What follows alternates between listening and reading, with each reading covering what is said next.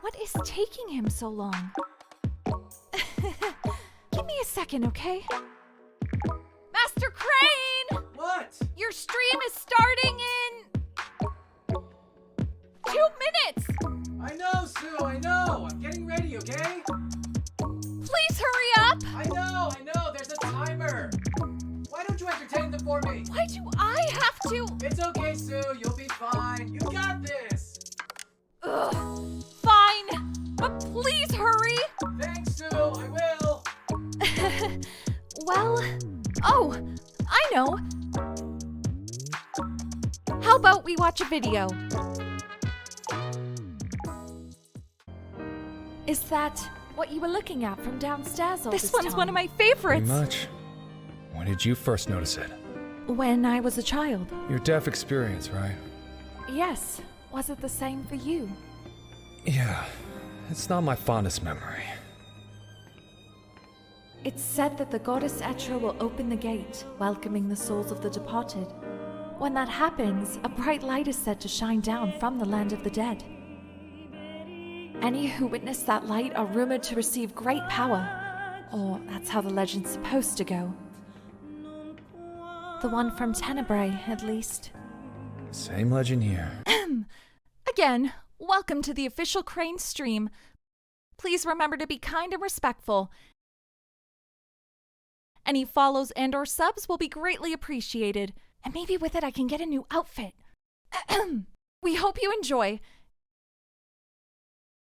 Here's Master Crane.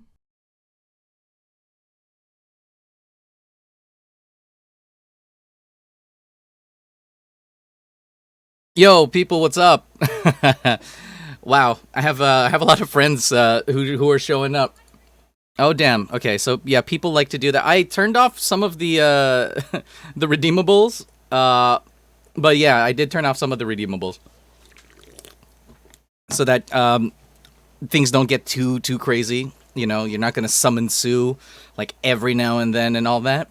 Well, there's still the Nani one, so you can still do Gasp. Actually, let's get right into it. I'm so excited to bring the boy band back again because there are some good-looking guys over here.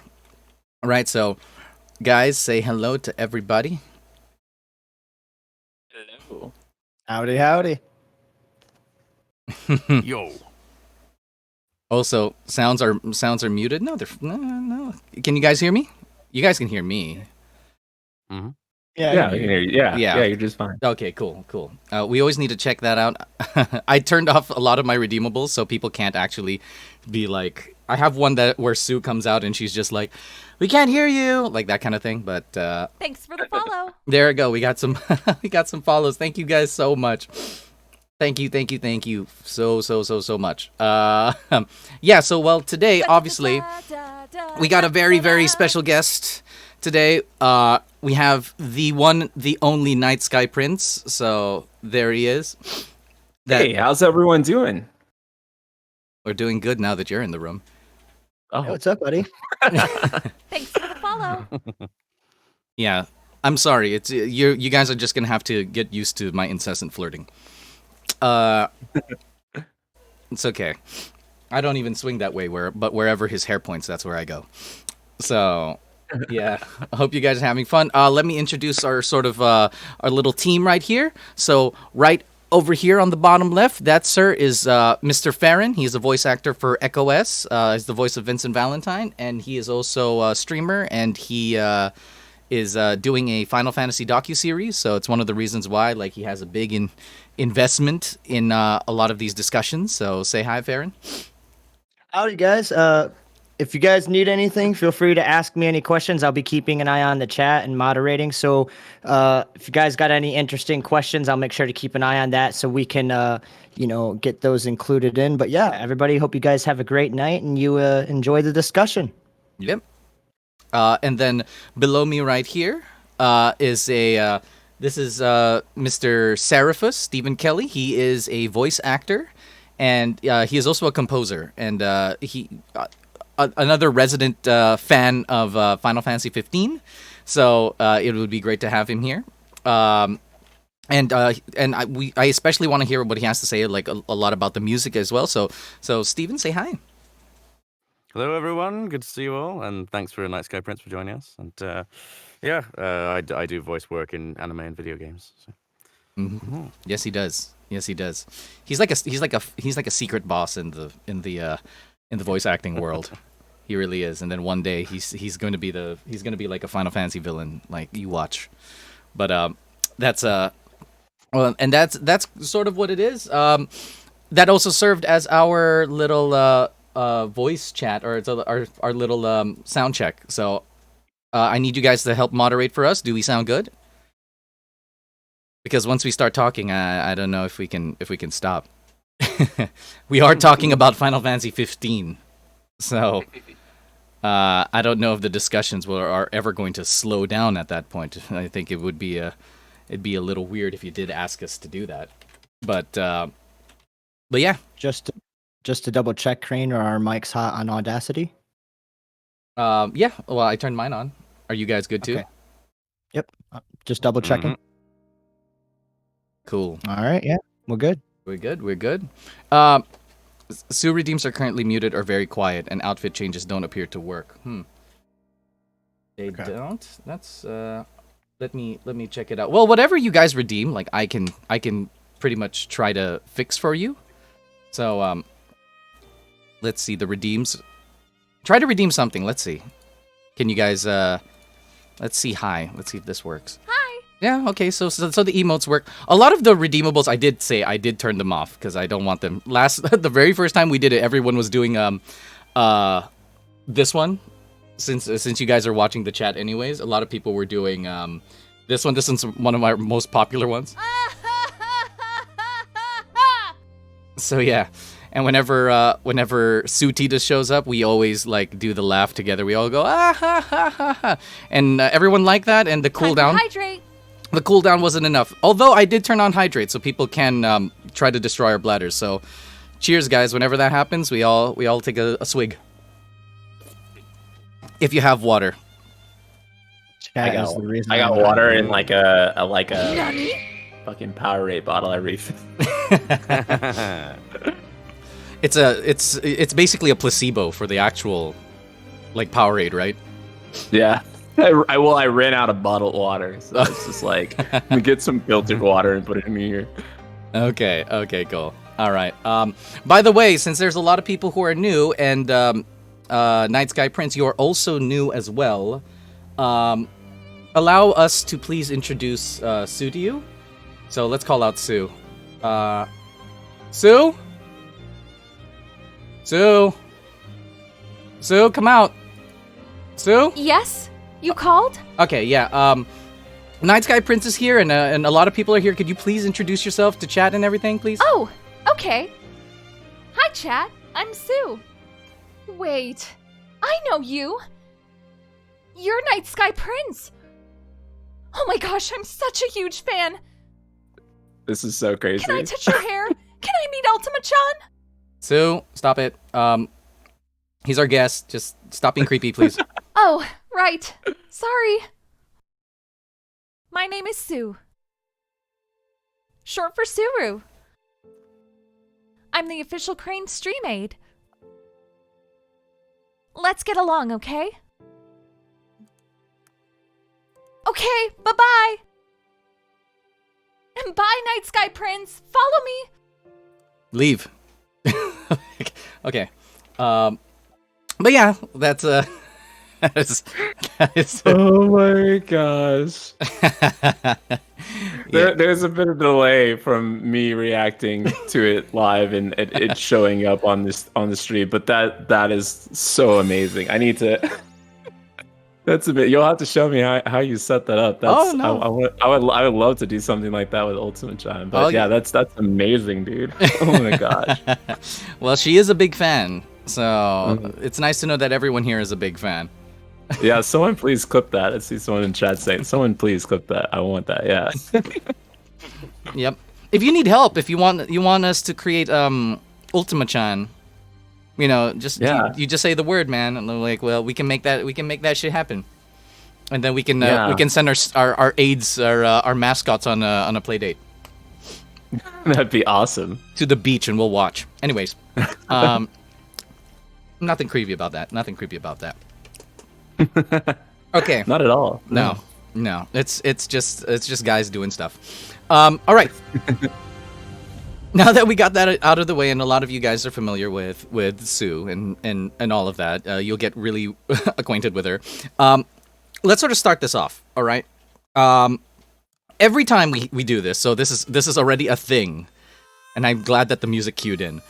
This is now a thing where, with every Final Fantasy, what we do with every guest, and depending on the Final Fantasy, depending on the topic of the day, we have sort of 2 scores, right? And the 2 scores are, so the first time when we had FF8, we had a Squall and a Laguna score, and we had like a Cloud and a Zack score. And basically, the 2 scores, what that just means is that the first score, which is, we will call it the Luna score, it's what you think the game managed to accomplish, like as a whole, out of 10. And for your Stella score is going to represent what you think it could have been. So you don't have to be charitable. You don't have to do any of that kind of stuff. Just give us a little bit of musings as to why you think like that is. We'll start out with us, and then we'll end with you. Would that be okay, Prince? Yeah, that's good. Okay, so Ferren, just nice and concise, man. Like the Luna score and the Stella score. What you got? Luna score, I'll give Final Fantasy 15. Well, I want to give it a 8 out of 10. For its Luna score, I really enjoyed the open world. I enjoyed the combat system, albeit there were some things I would have liked to have seen. But when we came from Final Fantasy 13, what I got, I enjoyed. But I wish there was just more that could have been done with that game. Mm-hmm. But other than that, for my Stella score, give that game like a 3. Oh, really? Okay. I'm sorry. I'll give you guys like a lowdown on why later on, but Final Fantasy 15 and I have a lot of love-hate relationship going on. But I did like its gameplay mechanics. I did like the fighting, but anything story relevant and anything I was expecting, I'm going to give you a low score on that one because I was expecting a lot more out of the game than what was delivered. All right. Well, we have Mr. Stephen Kelly, Mr. Sarifus. What is your Luna and Stella score, respectively? Yeah, let's see. So the Luna score is what we got, and Stella score is what we were expecting. Or what you think it could have been too. So it could be like an expectation or a what could have been sort of a thing. Yeah. I mean, I think I can give it an 8 out of 10 in terms of its flaws are obvious, but what it's good at, I think, is really good, and I love the little details of it. I find that I can come back to it. Mm-hmm. I didn't go into the game with many expectations because I knew how much it had been changed. So I knew that I shouldn't trust any trailers. Oh, good man. Been paying attention to Square. Yes, I was following it all the way. I was watching every trailer that came out, and for years. So I knew that they had completely changed the theme of it. And so I just went into it with no expectation and played through it slowly, and I found it very enjoyable. All right. I will give mine. What we got, so my Luna score for it is a 5. What I think it could have been, I think it's a pretty high bar, but I would give it around an 8. So my score is a 5 and an 8. And you'll hear, like, you don't have to hear me say anything about that. You're gonna get used to me rambling later. But and that leads us to our valuable guest today. Oh boy. I think for my Luna score, what it was, I'd probably give it somewhere around, maybe like when it launched, like day 1, I would give it like a 5 or 6. And then after Royal Edition and all the patch updates, I'd probably give it like roughly a 7.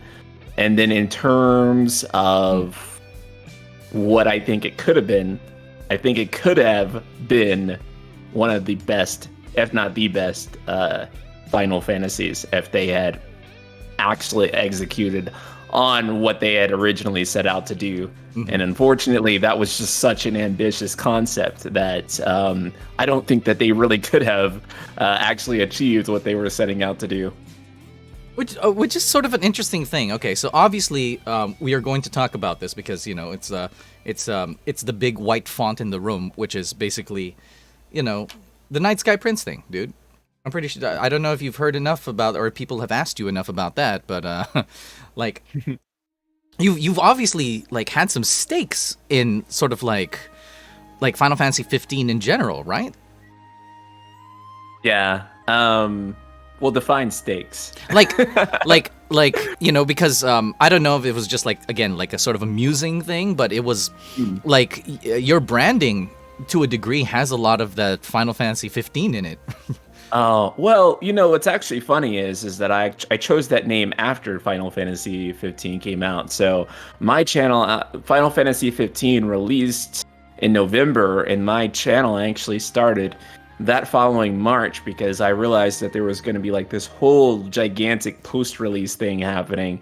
And so the initial focus of my channel was really on covering like the post-release of Final Fantasy 15 and seeing what they were going to do to sort of clean the game up, because when the game had came out, there was a lot of controversy surrounding it, and it's sort of when we began to have this discussion about what a complete game is in the first place. Mm-hmm. And there was a lot of discussion on if Final Fantasy 15 was a complete game. And Tabata was like coming out every single day talking about how they were acknowledging this feedback that everyone was giving. They may have been acknowledging that feedback to maybe too large of a degree at some point, but they knew that people weren't really satisfied with the state that the game launched in. And so they had plans to sort of continue to support it. And unfortunately, we didn't get to see all of that support. But I do think that what they did in terms of their patching, in terms of adding on content, really did help that game overall, for sure. I mean, it helped the game, but I think it sort of violates, in my mind, a lot of the things that, well, I don't think it's even in my mind. I don't think I need to be shy about this or conservative about it. But I think it violated sort of a tenet of like video games, which is, or any sort of content where a lot of the content or a lot of the things that would make, like you talk about story and you talk about how you would have like a build up and then you would have a payoff. A lot of the problems I think that Final Fantasy 15 like ran into was the fact that none of this stuff is self-contained in the game.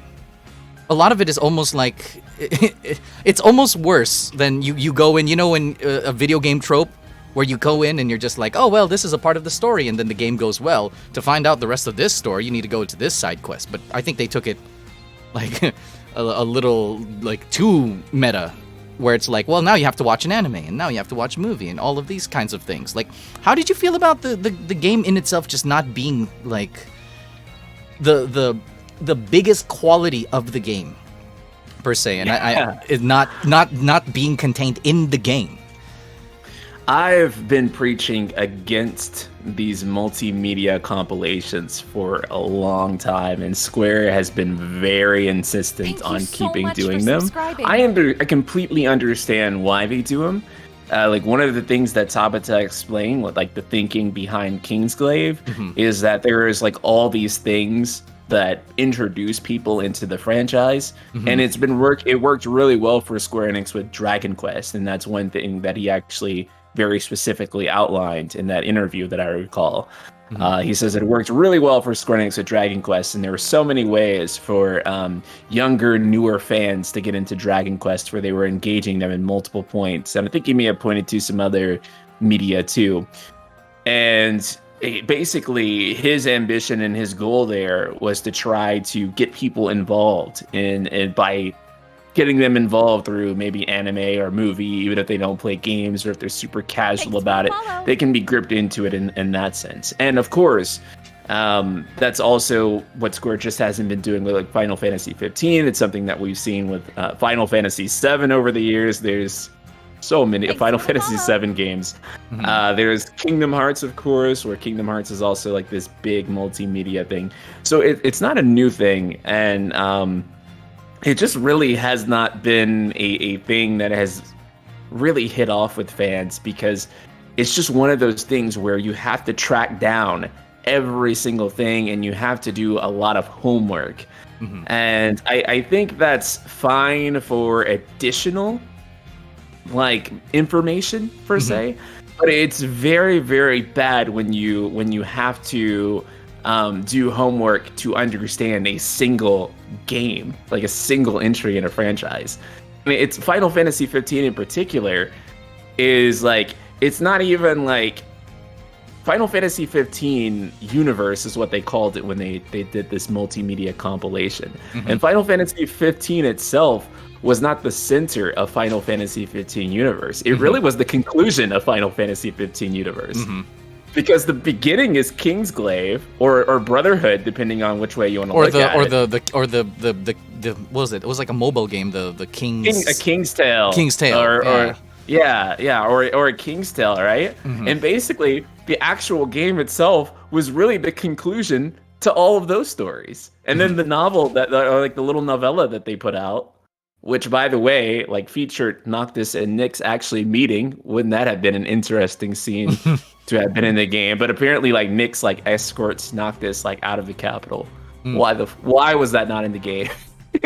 And it's just like I just don't like the model of where, you know, you have to do all this homework and consume all this media to really understand one game. And even if you do all that homework, like I've consumed all of the Final Fantasy 15 universe, the actual cohesion of the story is still sort of weird because, you know, in your head, you sort of have to think, oh, that happened there. But then what happened here? And then it never actually comes together in the cohesive way that you're used to expecting, particularly from Final Fantasy, where, you know, you got this amazing, meaty story all within one place. Well, I mean, okay, so the comparison to the, you know, Final Fantasy VII, because that's obviously the one that has the most spin-offs and all of that stuff, and everyone likes to summon that jazz creature out, but one of I think the thing that Final Fantasy VII had going for it was the fact that the Final Fantasy VII game in and of itself was already like a self-contained game. I'm going to keep repeating that because I think that's, to me, that's sort of one of my hot button words for this conversation, is the fact that, you know, if you say, oh, well, you know, a lot of this stuff is Final Fantasy VII Crisis Core, Final Fantasy VII this, Final Fantasy VII that, they all sort of spring from the thing that is actually called Final Fantasy VII. The problem with Final Fantasy 15 is that it's sort of like what you mentioned. Is like everything is called Final Fantasy 15, but the actual Final Fantasy 15 is not that thing. So it's so like the way that you look at FF7 is sort of like padding onto its world, right? Or, you know, they do sort of ad hoc or post hoc, right? Where it's like, okay, well, you know, we're trying to create a story of the things that happened when you weren't looking, or because you were looking at these perspectives, or you had this point of view, and then now you have these things, and it's like, okay, and all they do is pad the world. But I think 15, you know, one interesting thing that you said was that there was like there wasn't much cohesion, and that can't be that's so true. I mean, a lot of people had a problem from going from Kingsglaive to 15. Like what are these characters? What do they sound like? What do they look like? Like all of a sudden everything just feels a little disconnected. It's even like different voice actors, really. Practically. Which is like, it's like for like Luna Freya, for example, not having the same voice or even the same face. As she does in the movie. So weird. Yeah. Yeah. That drove me crazy too. Was the character model changes? I couldn't keep up with it for the life of me. Yeah. Well, not even that. It's like you're also taking them from... All right, so here's kind of like, I think would have been a good suggestion, right? Like, or a good thing. Because we're going to try to see if, you know, I don't want us to keep bashing Square for this, but let's see if, you know, we can sort of put the money where our mouth is, right? Do you think it is, you know, I'm of the assumption that it would have been better that if they released all of these content just put a large chunk of that content into the game. Like even if it's 100%. even if it's media as is, they don't have a problem of stuffing the opening UI, right? The opening menu. They obviously have no problem with stuffing it. Well, why don't you stuff it with Brotherhood and stuff it with Kingsglaive? I mean, I don't know. Like at least it's all in one place for you to consume. Yeah. And that stuff's on YouTube, so it's not like they were like charging for it or anything. At least like a Brotherhood at the very least. Mm-hmm. But when all that stuff was coming out, I was okay with it at first because my assumption was, I was like, okay, they're definitely going to reiterate all this information within the game, and they're going to present it with even more detail within the game. This is just giving you a small taste on all of their backstories so that the game can just be really, really expansive on it. And what's funny is that they barely even reference most of that material. Kingsglaive is of course canon, but is it really? No. Because there's no feeling of continuation from where Kingsglaive starts to the actual game. Mm-hmm. I remember when I was working my old job, I had a manager, and he had played Final Fantasy 15.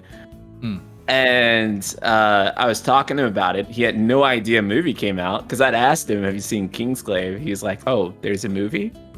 Mm-hmm. And so he didn't even know that Kingsglaive came out. And then he watched it, and he was still sort of like, "Oh, I guess that connects to the game."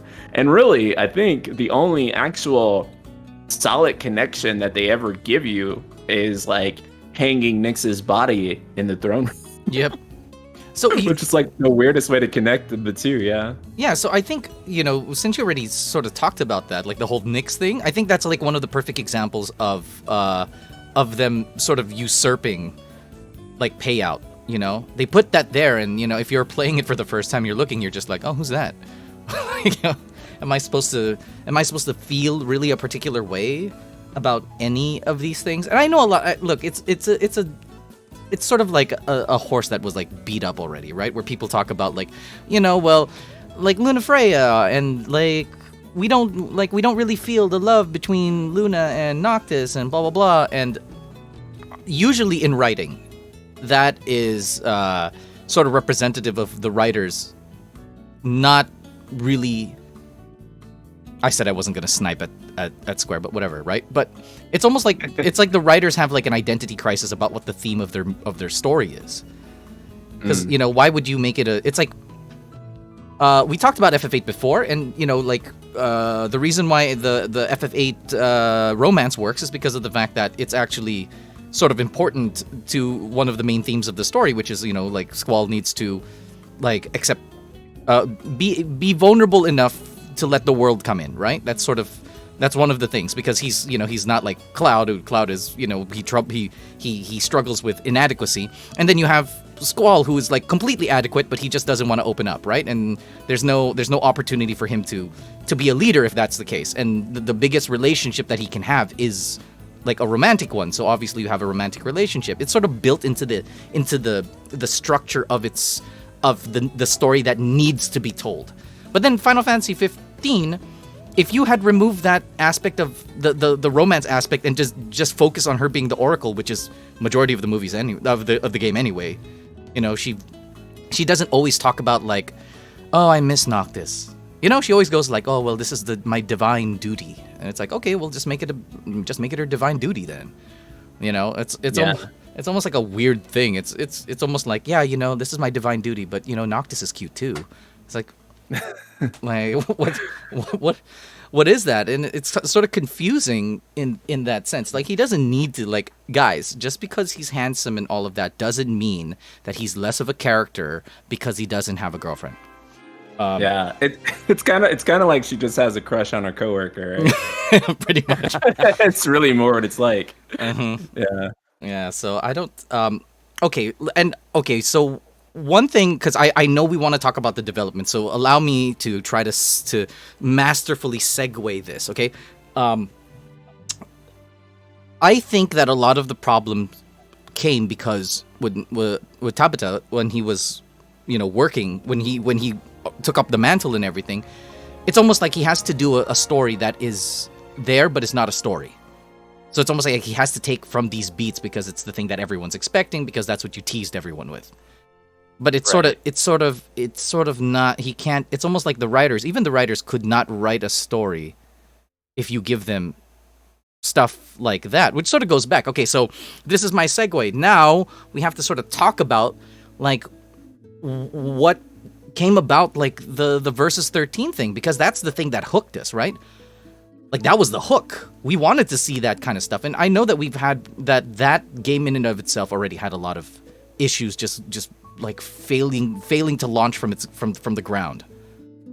Like so what do you think about that? What is the, have you ever thought about that? Like what the implication is of Versus 13 and how it, I think of it like it potentially fucked up like 15.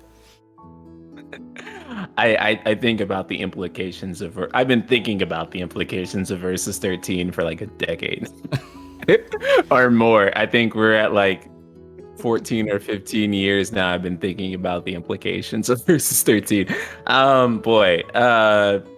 Versus 13 was one of the most visually impressive things or concepts that I've ever seen. And I think that most people who watched the Versus 13 trailers, watched all that media, the designs that came out of it, it really felt like Tetsuya Nomura in like his prime. It really felt like that game that if you had like kind of followed him or been interested in his ideas up to that point, it felt like that ultimate sort of game, that ultimate sort of payoff. And whenever we were like reading about all the details on it, like, oh my god, this is going to be like a full Final Fantasy action game. It's got the staff from like Kingdom Hearts 2 working on it, and Kingdom Hearts 2 had like just released around that time, and Final Mix I think had just came out actually right when it was being announced. We didn't get it, but we were watching YouTube videos on it and seeing other people play it. Pain of Final Mix. Yes. I had my PS2 like modded, and I was playing Final Mix. So especially like once the English patch dropped, man, I was all over Final. Time to hydrate. But yeah, it was just great, and Kingdom Hearts 2 was just a super amazing game. It did really, really well. It was one of my favorite games. Still is one of my favorite games. I love Kingdom Hearts 2. And just thinking about Kingdom Hearts 2 within like this dark Final Fantasy setting, right? That we're all like teenagers at this time, most of us, and we're just all thinking like, oh man, I just can't wait for this super dark, edgy Final Fantasy game that plays like Kingdom Hearts. Yes, the edgelordness just like comes out, right? And we were. Don't you think it started in the deep dive trailer? I feel like the deep dive trailer was like Versus 13 without being Versus 13. Absolutely, that was Nomura's starting point for that vision, and he's been chasing it ever since. Yeah, I really agree with that. I really agree with that. Honestly, I feel like he made that, and then he was like, what if a whole game was like that? Exactly. What if the whole game was the deep dive trailer? And then like he got on that, and then he was like, oh man, yeah. There's so many similarities between the two, actually. If you look at the Versus 13 trailer, same Citadel, same setting, people in black looking gloomy. Yeah. It's the same, and even the same C minor 7 chord in the piano, same chord. Oh yeah, in the music, same composer. It just has like some strong similarities, and so going into it and sort of expecting that was the worst thing that ever happened to the released product of 15. And so we all had those way built up expectations. I don't think any game honestly could have been what those trailers were, because of how amazingly well directed and well cut those trailers were. No game could have actually been what those trailers were. Now, that's not to say that I don't think that 15 or even Versus 13 had it come out could not have been massively better than what we got, but it did actively sell us on a concept. And then, whenever the original director for a project leaves, it is never good news. And almost any time that happens, for the game to even come out halfway decent is a blessing in some ways, because I don't think that we've ever seen any time in which a director has left halfway through and then the game still like turn out like what fans were expecting out of the original product. And so, but even with that, still, I don't think that necessarily that Versus condemned 15. I feel like they still could have had a story in some ways that was not so restricted. Even though they still had to follow those story beats, I still think there are ways to like better follow those story beats than necessarily what they did.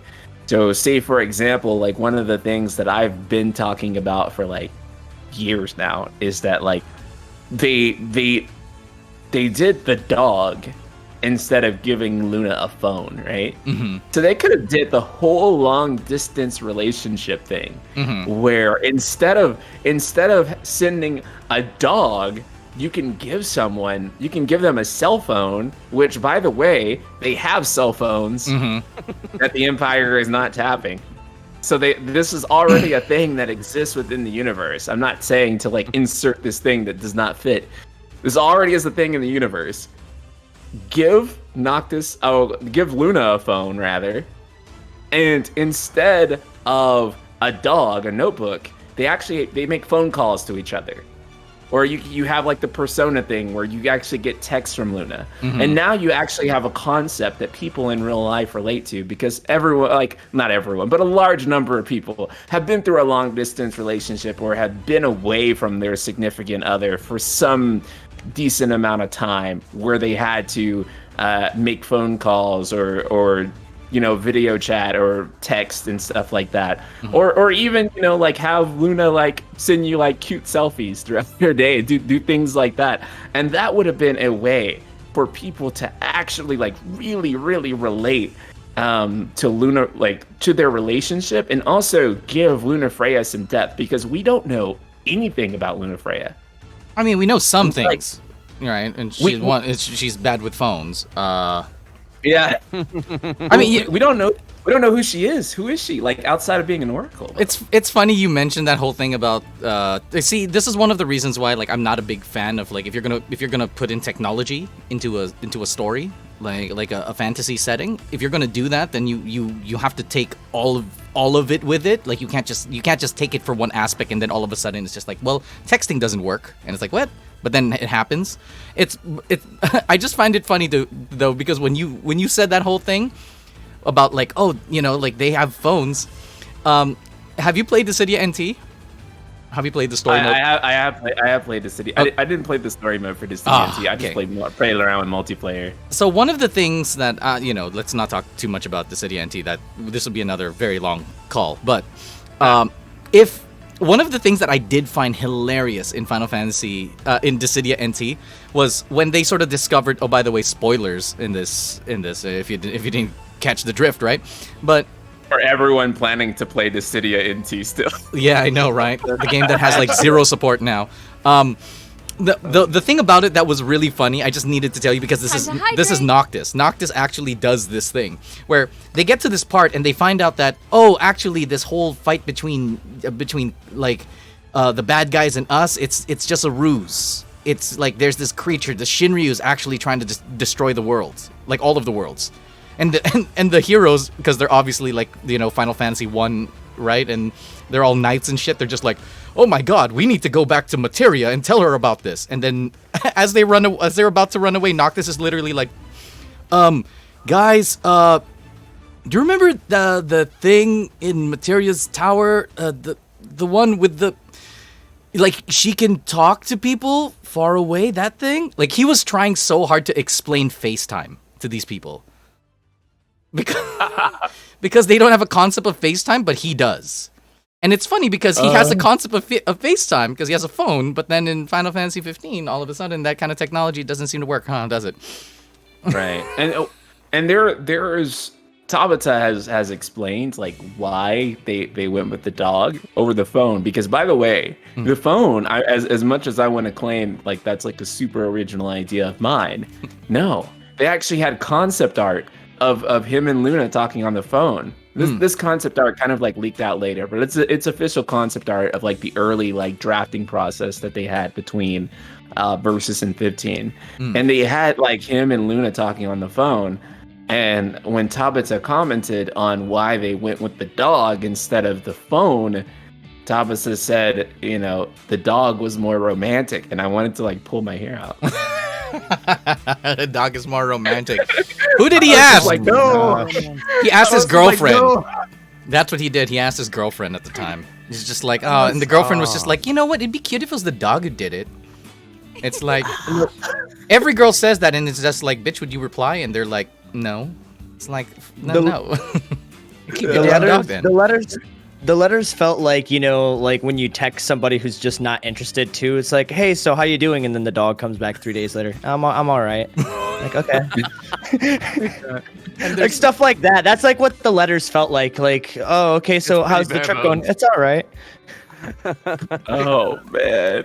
Okay, so one of the things though is that, see, I am not of the opinion that Final Fantasy 15 takes anything from Versus 13. Like, I'm not, like, they have the same characters, they have sort of some of the same story beats, but I don't think that even thematically they're similar at all. So, I mean, no, it's just aesthetic. That's all. Yeah, well, it's funny because it's not even aesthetic.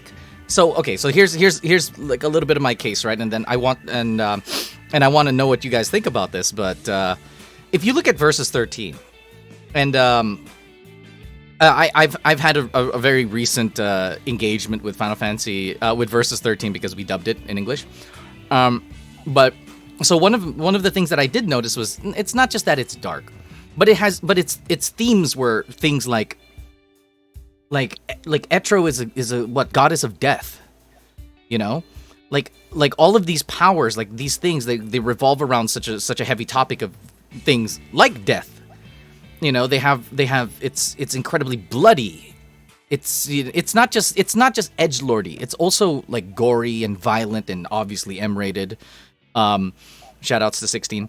But it's the themes seem to be different overall. It seems that for Noctis, he's and Stella, right, in some capacity, they get their powers based on like having a near-death experience, and that sort of near-death experience like blesses them in some way because their gods are all gods of death.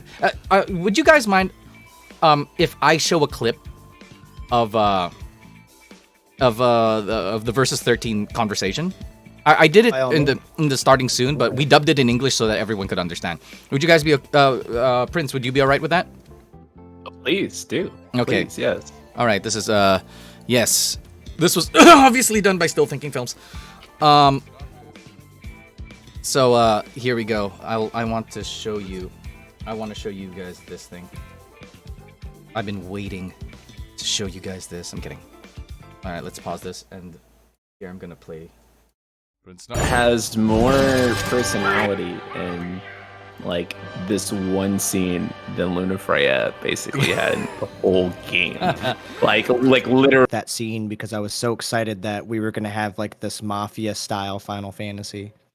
It's funny too, because okay, like if I can just go back real quick, like I'm not gonna show you the rest of it, but look at the imagery. So this is one thing that I think is a very different, like a departure from Versus, right?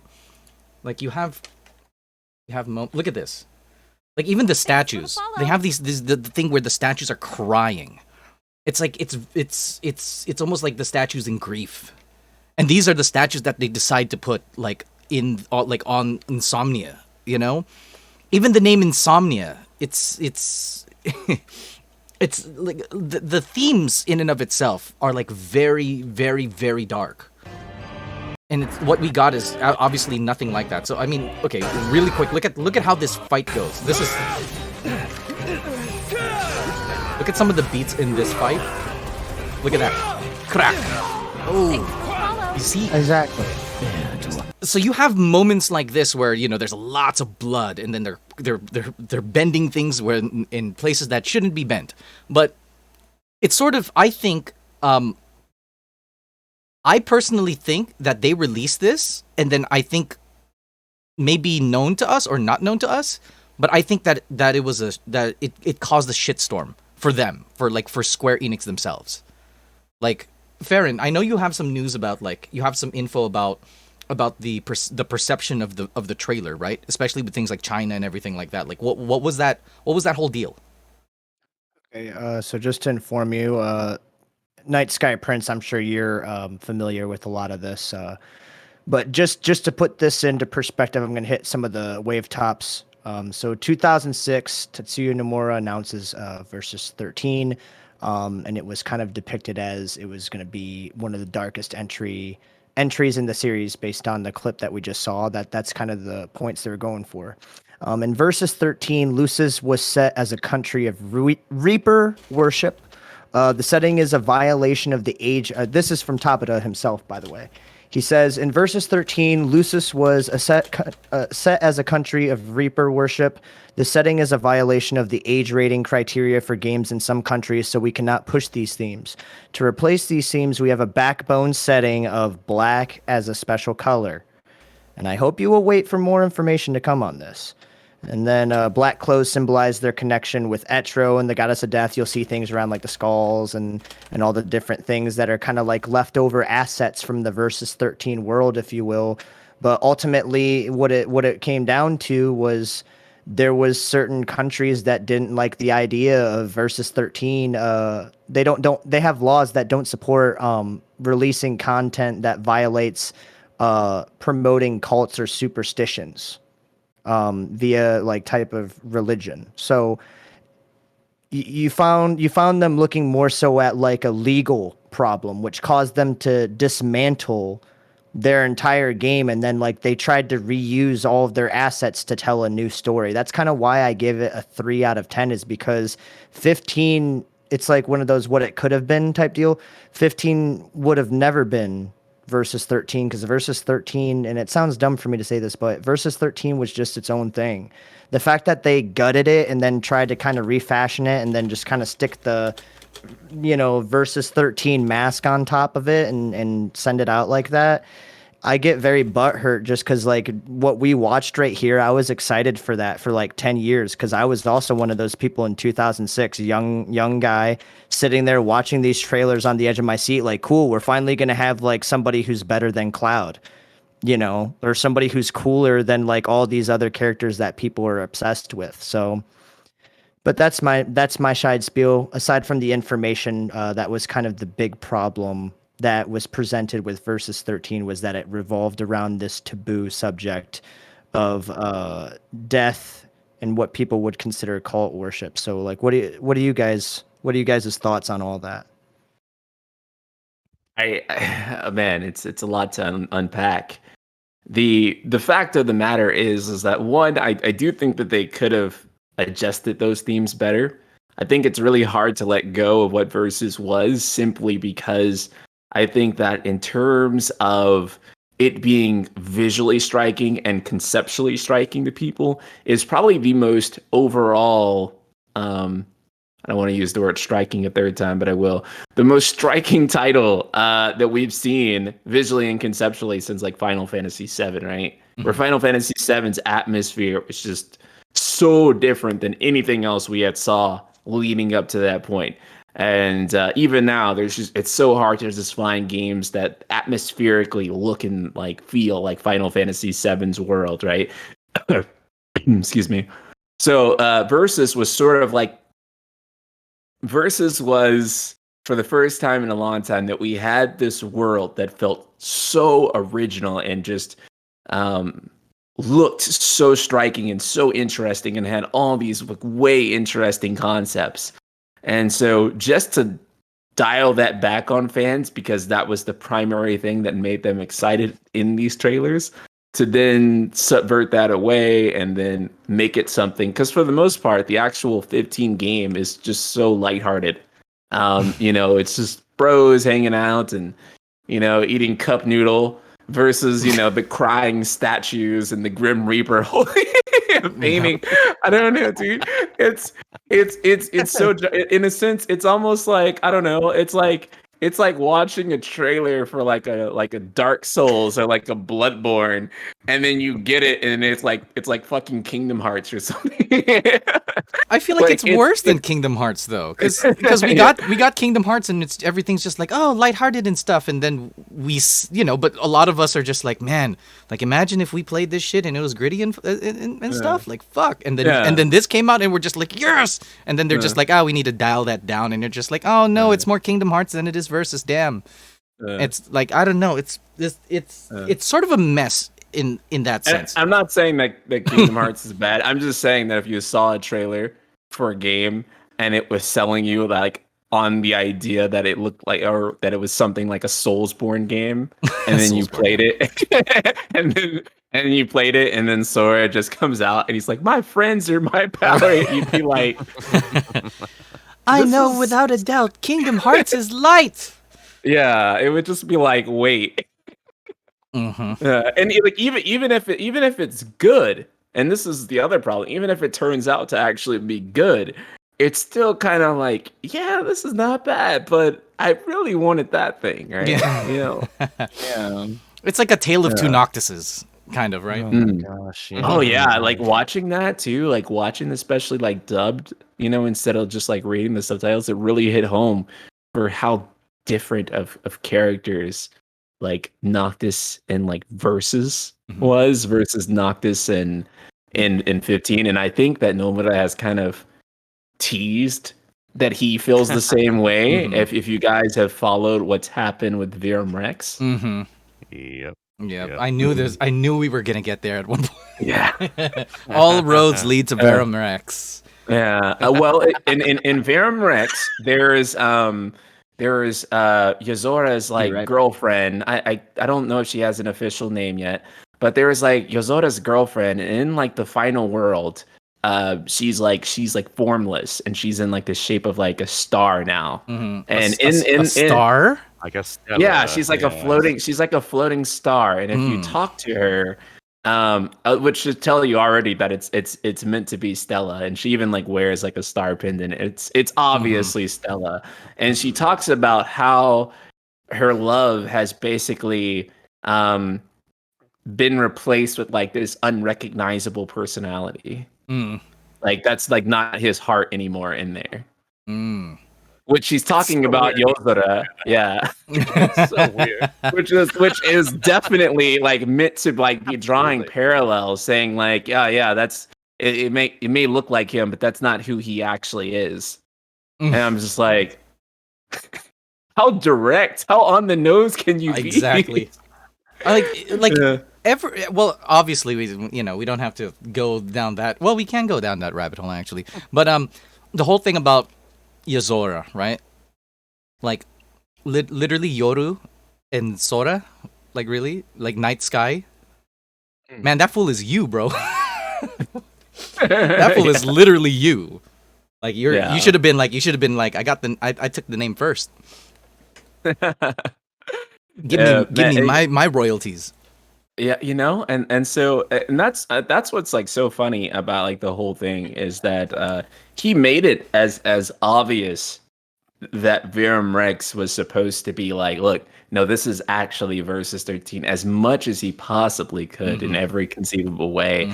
I think the thing that made me laugh the most is that when I was doing analysis for the trailers like way back, I would like look at like the bottoms of their boots, and they had red bottoms on, and I was just like, oh my god, this is like even in like the most small details, he's basically like trying to say that like, hey, no, this is actually Versus. Like, you know how Noctis has like the skull patches on like his like leather jacket? If you look at Yozora's jacket, it's the same design, but it's replaced with like a Kingdom Hearts crown and like two keyblades being crossed instead of like a skull and bones. Yep. It's like it's like his love. It's like an unrequited love that he could just never let go, right? He's just never. Yeah, absolutely. It's all right. At some point, we don't want him to let go. At some point, we want him to sort of like like actually do it. But I'm not sure if Kingdom Hearts is the way. But It's not gonna let him. Yeah. if Final Fantasy wouldn't let him do it, there's no way Kingdom Hearts can. No. So and that's really what has me so curious, because it's just like, where's he going with this? Because he can't be like, okay, well, I'm gonna tell the story of Versus inside of Kingdom Hearts, because there's just no way that the Disney would allow anything remotely close to that.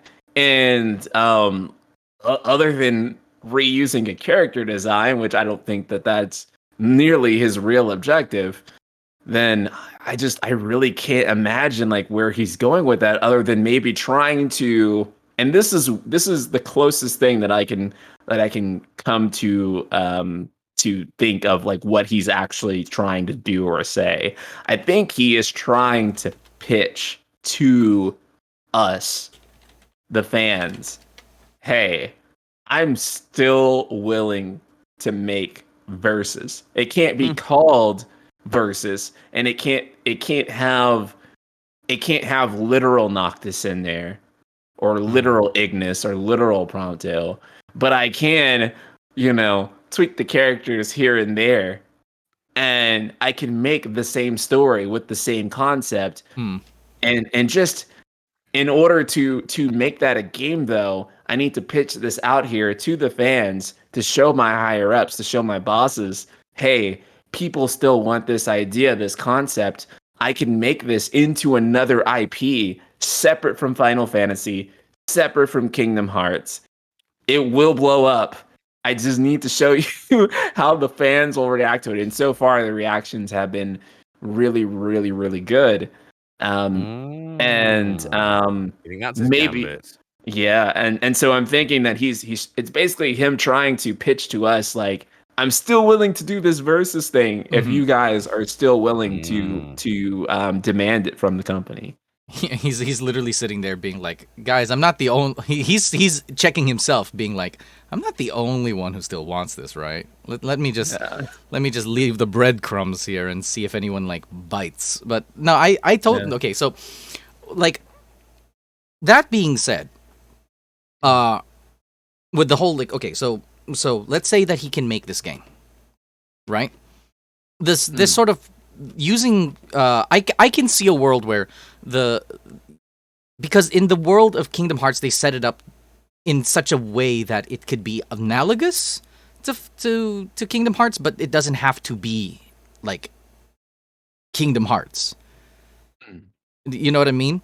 I think you can play with it the same way you play with the Final Fantasy characters in Kingdom Hearts, where there is a Squall and there is a Cloud and they're this, but at the same time they're all pretty much just inspirations from something outside, right? Like Squall in this is not actually Squall, right? Like Cloud in this isn't actually Cloud. Like they're pretty much all like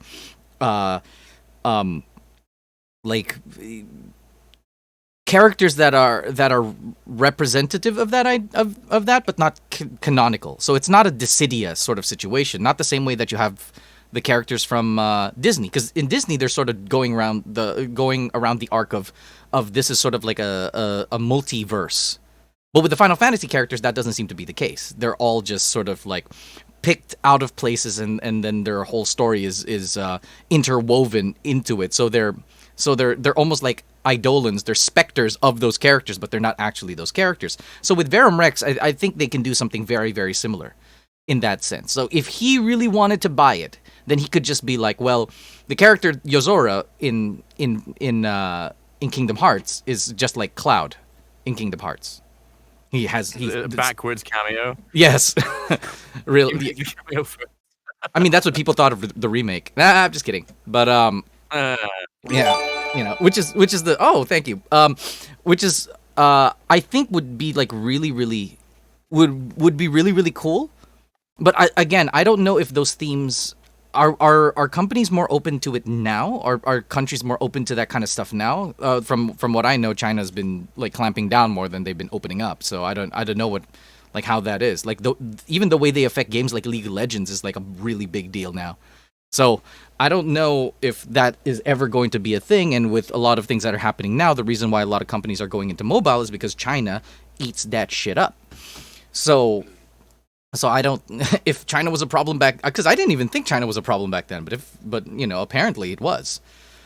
So I think there's actually an answer for this. I didn't want to cut you off. I'm sorry, but I was gonna say that I think they could have done that for Versus because it was a spin-off title. Mhm. It's really when it became a mainline Final Fantasy and they had to sell the game in all territories that it became an issue because they were aware that they couldn't like really have presented like Reaper worship from the start. If that makes sense. I was thinking about that. Like, who let that happen? Yeah. Yeah, like why were they on that for like 7 years and then like, oh hey guys, we actually can't do that.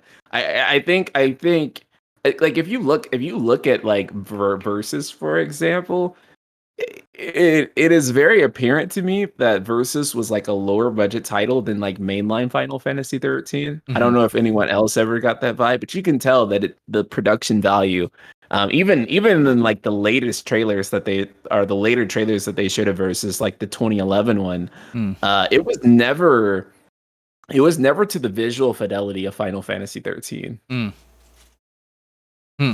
13 still looks great. Yeah, Very 13. impressive Yes, 13 game. still looks. 13's beautiful. I will say that. I think it's very beautiful. Not to start a debate, but I actually thought that 13 was more beautiful than Versus, but I just think that people like the themes of Versus better. Oh yeah, 100%. Oh yeah. Yeah, because 13 was like gorgeous of a game. Who knows what 13 was about?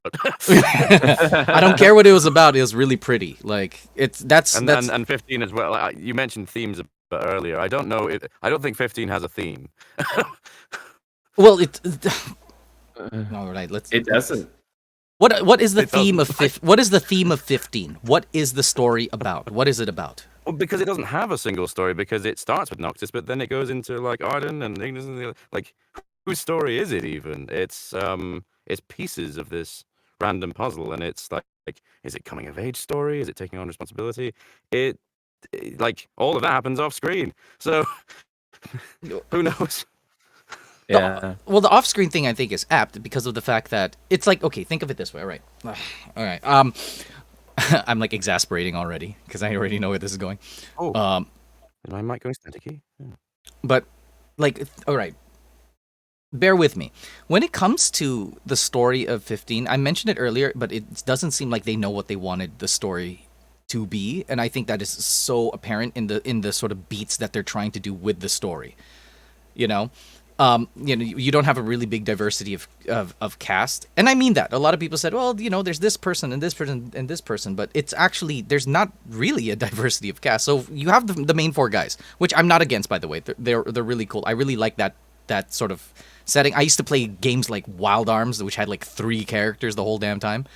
So that was never a thing. But even the characters in Wild Arms, like the very first Wild Arms, I don't know if there are any like classic JRPG fans out there, but if you played the first Wild Arms, you had Rudy, Jack, and Celia. But they were all diverse in the fact that they all came from different places. Here, they all pretty much came from the same place. They're all Lucian, And it's literally my buddies from bowling, and we all went out. And I'm not trying to reduce it, okay? But I do think that one of the problems that you run into with something like this is that characters, to me, they play a role in the story. They're not just accidents of nature, right? Just like how we are. It's like, like I didn't write myself to be Asian, and TheNightSkyPrince didn't write himself to be gorgeous, and you know what I mean? So like that's just not how it is. Although I did write this episode, that's why everyone's handsome in this. But that being said, like it's hard for me to understand what the characters represent, because when you get down to it and you can find out, you can get some idea of what the characters are, like all of a sudden, like you have an expectation of where story will go, and then story just never goes that way. Like, I don't understand why the game would put so much assets into things like sorry, I'm trying to organize my thoughts. Why do we run into? Here's an example. We drive into Insomnia, right? And our understanding is that it's destroyed, it's taken over by the Empire. But then we find out when we get there that Arden betrayed the Empire. Why is it not good for us to see that? Why do we only see it after the fact? What is it? Is this a point of view thing? Because it's obviously not a point of view thing. Like, we met Verstale and we met Aranea all in one. They had like a round table meeting, and then never again. Do you see what I'm? Do you guys see where I'm getting at? Where they expect us to respond to like the payouts of all the story or all these characters, but like there's almost zero investment, no matter. And this is considering all of the data dump that you can get from all of the other media. Like, so if I, again, sorry if I'm going around in circles, but the thing that I do want to ask is, what the hell is the theme of 15? Like, what is it? Like, do you guys have like any idea what this whole story is about? Well, I wanted to. Is my mic any better, by the way? Yes. Apparently it was going weird. Yeah, it was kind of staticky Okay. or whatever. Yeah, it had I like. tried closing down Chrome tabs. Hopefully that will help. Okay. I think they did say that, at least for the main story, that they said that they were given like keywords of like friendship, car. They were like they three keywords, definitely those are two of them. succeeded. Was the car in bold letters? Like, what happened? Like, was it the only word in the board that was written in Japanese? They wanted like road trip. They wanted the car to be important because it symbolized Regis. And they tried to make that a deal in the game, but like it only has one scene of that, and it's very brief. Yeah, I think making it. I think it was probably Tabata's idea. Like, okay, we've got these random characters and settings. We need a theme to it. Okay, we'll make it like friendship, bromance, and that's why the father-son relationship. That they had lots of artwork and stuff of that, but they don't have a single adult conversation. And then the romance also gets totally sidelined. I think with the time they had, they thought, right, we'll at least get the friendship right, and if that holds, we've got some emotional center that's cathartic. So I think that's what happened with the main game, but it doesn't line up with any of the other parts. Mm-hmm. Yeah. So for me, side note, by the way, because I didn't want to pass this up because this was really big to me before the game was released. So I was super hyped about it. You guys remember when that Stand By Me commercial came out and they were really trying to kind of push the idea of like that movie and the whole camping trip thing? I just thought that was I thought that was a really cute commercial, and I played it like 20,000 times before the game came out in excitement. But anyways, now for the train wreck of my explanation. When I played through that game, one thing that I noticed that I was really upset about, that's like my big thing, we actually talked about this last night. I'm big into black magic, like really big into the whole lightning, fire, ice. I know some people aren't, but I just like the aesthetic of that. And in that game, they had cool ways to do it, but I felt so cheated when it's like, cool, now combine some lightning and some fire and then go grab some coins, kill a couple of pterodactyls, sleep in that hotel over there, and you're level 99. That ruined the game for me. Because then I'm like, oh, now I'm like Supernova God with some coins, and I go there and I'm level 99. Now you broke the gaming economy like we just talked about. So the economy's broken. So everything about money and grinding and anything that I would normally care about in Final Fantasy 7, 8, or 9 is not there. Well, actually, -8, we talked about that too. Anything that I expected with these characters that was badass is gone. I like their attitudes. I like their personalities. I love the idea of each one of them. We got the smart one, the big brawny one, the best friend, the main character that we need to kind of get him out of bed in the morning. That's cool. I'm glad he's got some personality. But where are we going with it? The girlfriend's nowhere to be had, and yet this marriage is so important. But it feels more of like an arranged marriage. But everyone talks about it like it's not. And the villain, when Arden was introduced, I was excited the entire time just to see more Arden because I was like, oh, finally, a 3-dimensional character. Like, we're actually getting someone with some substance. And I just felt so confused. And by the time we got to, excuse me, what's the name of the City of Water? Can I get a refresher on that? Alticia. Altisha. Once we got there, I was like, finally, we're getting into the bigger world. We're going to see cities. This is like the Bavel of Final Fantasy 15. No, you get segued through like a on rails like little segment of the game. Leviathan shows up, all that stuff happens, and then you're sitting there like, well, what the hell is going to happen now? Like, go to the train, and then now we're strawed down to the end of the game, like we're shoeboxed down to the end of the game. I felt so confused. I was like, this is so backwards because you're normally supposed to do like the shoeboxing at the beginning, and then you open up, not the other way around. So, I mean, I don't want to go too hard on my tangent here, but I'll let you guys continue. But this is like, you have to understand how much I was clenching my fist while I was like playing this game because I spent like 10 years watching like super edgelord badass guy flipping with a sword in the video we just watched a second over there. And now we're going through like Simon Says of like, well, what am I going to do today, Ignis? Well, we're going to save the world today, Noctis. Come on. Like, let's go. Like, that's the whole game, is everybody trying to convince Noctis that he has to get over his responsibility, like, not having to fulfill his responsibility so he can fulfill his responsibility. So I'm sorry, I know I just went on a tangent there, but that game gets me so riled up with its inconsistencies and its problems, because I literally was like TheNightSkyPrince in the fact that I was telling everybody, I was like, this is going to be the greatest Final Fantasy since like 7. It's going to be the next great thing since sliced bread, and no, it wasn't. And It that's had all why the puzzle pieces there to be, Yeah. That's why I'm so salty about it. You can't get in a conversation with me about it because I'm in love with the idea of it so much that the reality of it pisses me off. Excuse my language. And that's what's so weird about it, really, is that this setup for it is so good that I feel like even the most amateur writer could come in with those like pieces and move them in some way that is more compelling than what we actually got, and almost makes it confusing in a way that almost anyone could have came up with like an idea that is better executed than what we got. And it's so strange that that we still didn't get that in terms of the theme of Final Fantasy 15, because I actually contemplated this a lot too. Any ideas? I think that the theme, and listen, this theme only presents itself at the very end, just like the actual story. But That's true.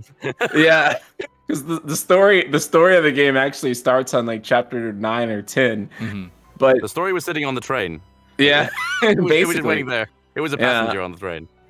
Pretty much, but more or less, the theme of the game, I think, is supposed to be accepting fate or coming to terms with fate. And that makes it like the polar opposite of something like 13 or the more recent 7R, which is about opposing fate. 15, I felt like, was more about coming to terms with fate. I actually like coming to terms with fate a lot more than, say, 13's like defying fate, because coming to terms with fate is something that we experience quite a lot. If you have something like terminal illness, or even just accepting your own mortality and stuff like that, or that things have to change, there's just so many things in life that are fated to happen, and we have to come to terms with it.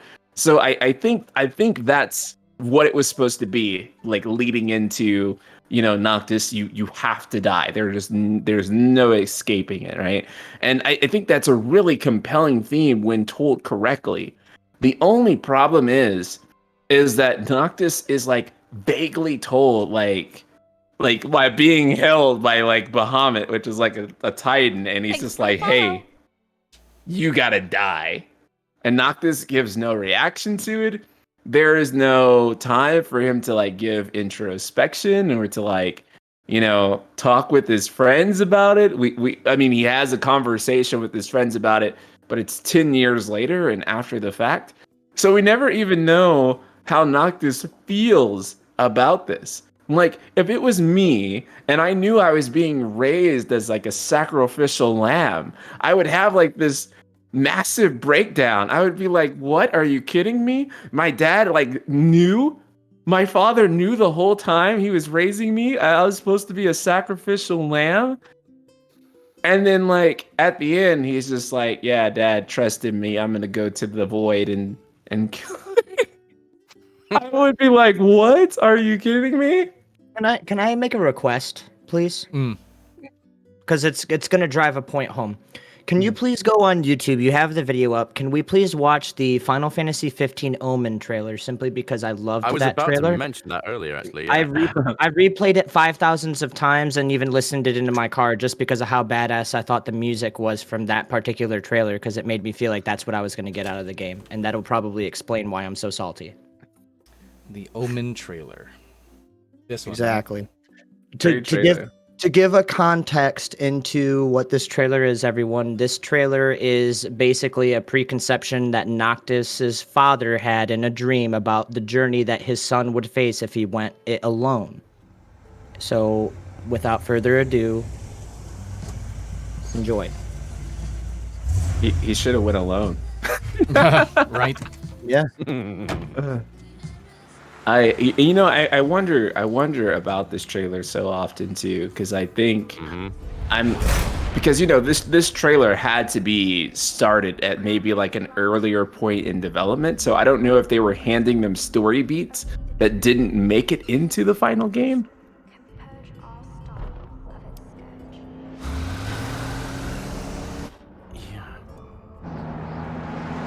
Which might explain like They just throw in so much they just throw so much mystery in this trailer that pulls at you like, what's going on? Like, what the hell? Yeah, none of the mysteries are like answered. It's a bunch of like this scenario here where Noctis and Luna are fighting. Very beautiful, That very mirrors interesting. Right. Look at the desert. We never even went to a desert. But what's the context for No, that was example? that was the we Albed place. Oh, excuse me. As I I'm went. just kidding. I'm just kidding. Actually, you're right. We never actually. Oh wait, I think that's supposed to be Altissia. Yeah, it's supposed This to be train scene- Altissia after, like, let's say the apocalypse, like a post-apocalyptic Altissia. But why? Okay, so I could understand that, like maybe in like a 14's context, where like the primals drain all the ether in the surrounding area, sucking the land dry. But like, what's the context for that in 15? Just curious, like genuinely asking, right? This is the best part because they made it super trippy at this point, and you'll even see a part in a second here where they do this right here. I was so excited for the visuals of this game because of what they did in this trailer. And so, but in like even looking at this trailer, for example, like while thematically and even like looking at like verses, for example, it's not the same thing per se, but it feels like this is coming a lot closer to something like that than what we got. Did anyone notice the reflection? That's my favorite. No, that's my favorite transition they do. He dives through the mirror into the water. Yeah, but Oh, but look at his reflection in the mirror. Oh my god, it's Luna. That's the first time in all these years I've noticed that. Oh, as soon as said that, it's a little too loud. I've never noticed that ever in my life until just now. Good shout.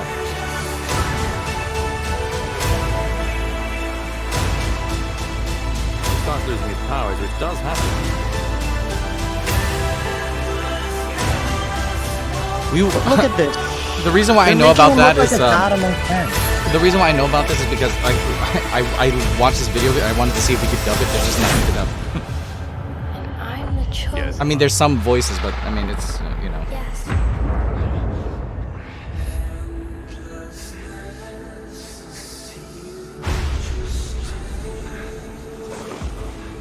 We never seen any Cerberus enemies, which would have been great monsters. I can do it. They brought it into Riley. I won't let you down. I know you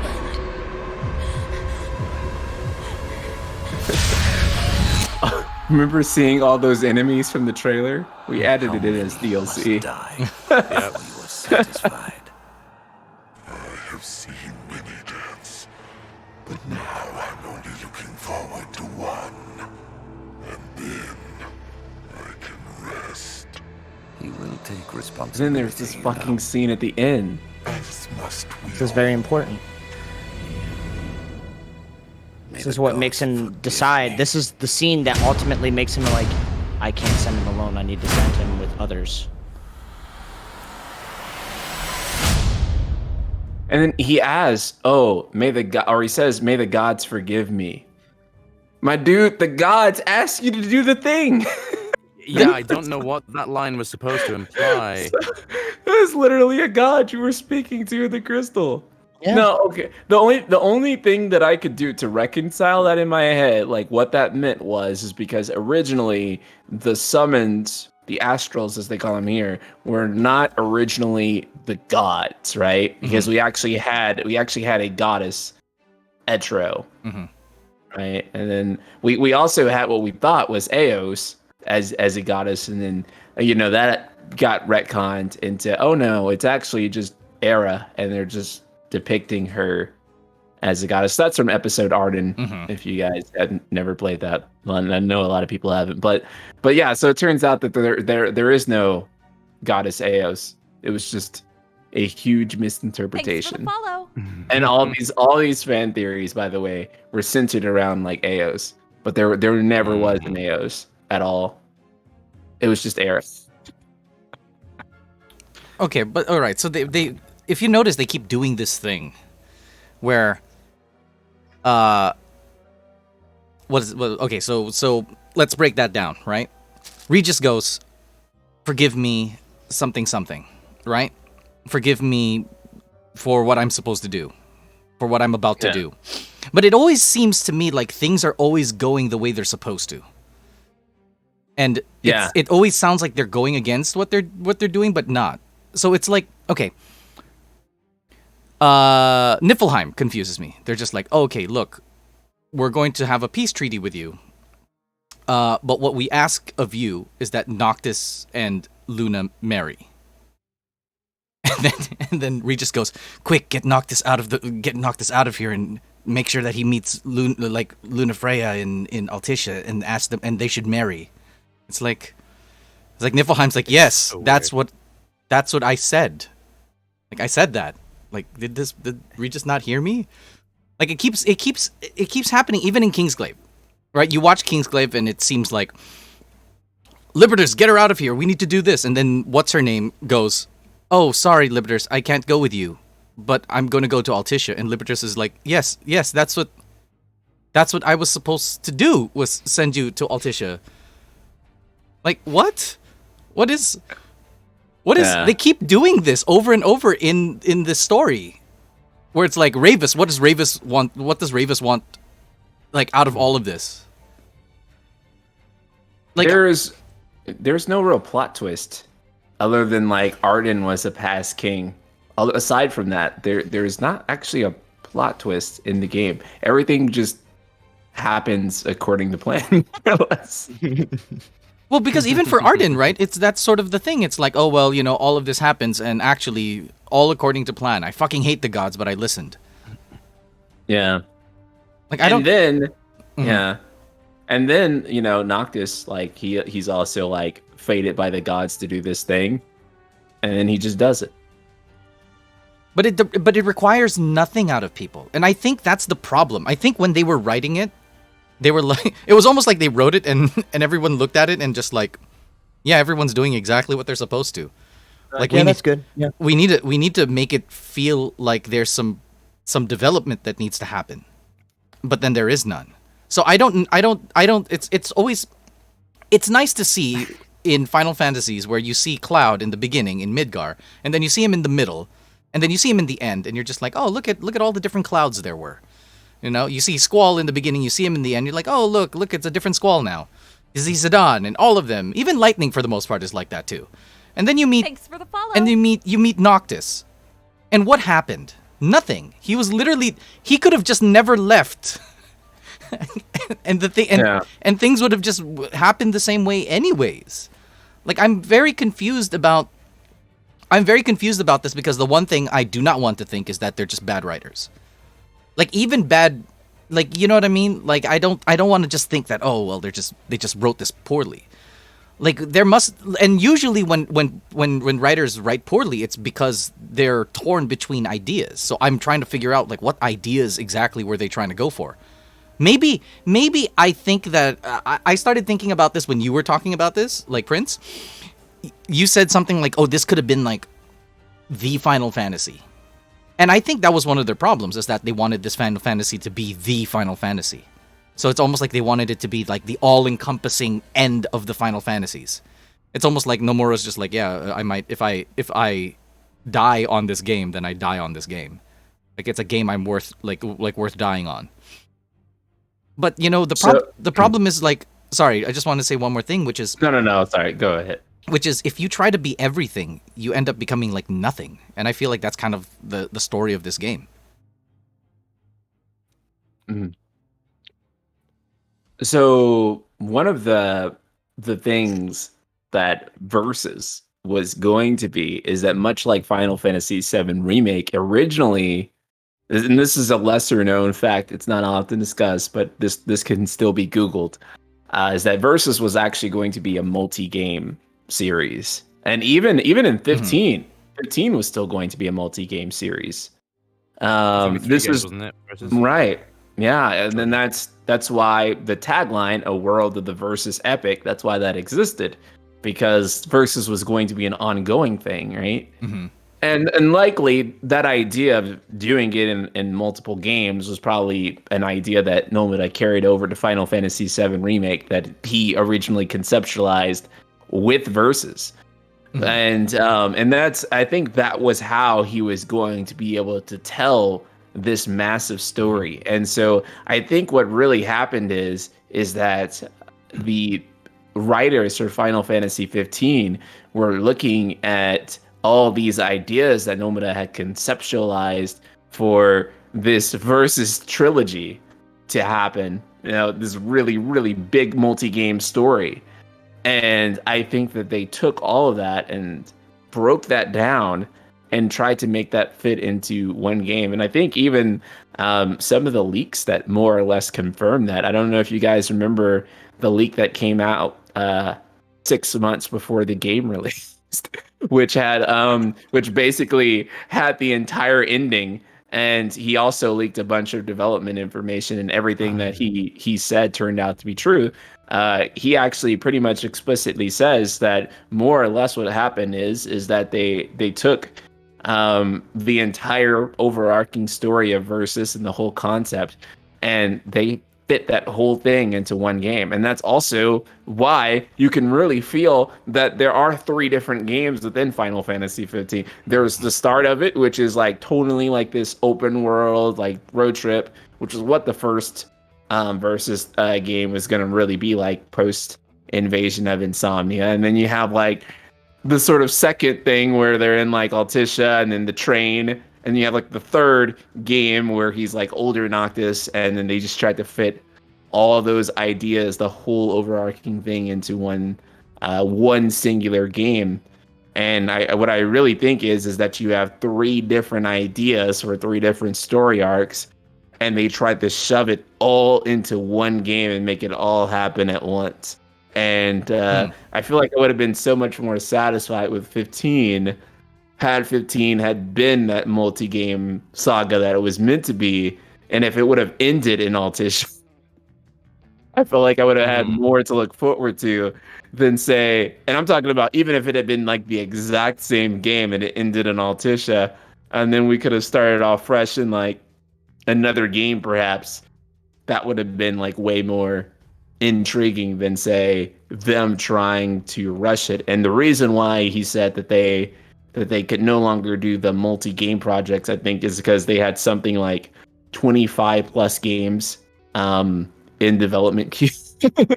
And yeah, this is what the leaker said, and again, it turned out that he had a bunch of credibility. Almost everything he said was true. But he said they had like an enormous a number of games in queue. There was no way they had time or resources to be able to build like the multi-game saga. And so it was basically decided that it had to all be condensed into that one game. Which is so basically the movie got M. Night Shyamalan is sort of the deal. Right, let's put... and that's also why the movie really exists too, because they were just kind of like, let's just take this out and free up the dev time. Yeah. By yeah, everything Nyx does, I think Noctis was originally supposed to do. And how cool would that have been too? Because then, like when they meet up, when him and Luna meet up again. Oh man, then it would have been like a big payoff, right? And it almost felt like there was like this romantic or sexual tension between like Nyx and Luna, and I'm almost like, wow, Nyx and Luna seems like the better ship here. The better ship, yeah. It was clearly they just wrote Nyx in where Noctis was. I think one of the issues would have been if they had made Noctis the lead of Kingsglaive. How do you then go happy-go-lucky road trip after everything that happens in Insomnia? I don't know if they could have tonally pulled that off.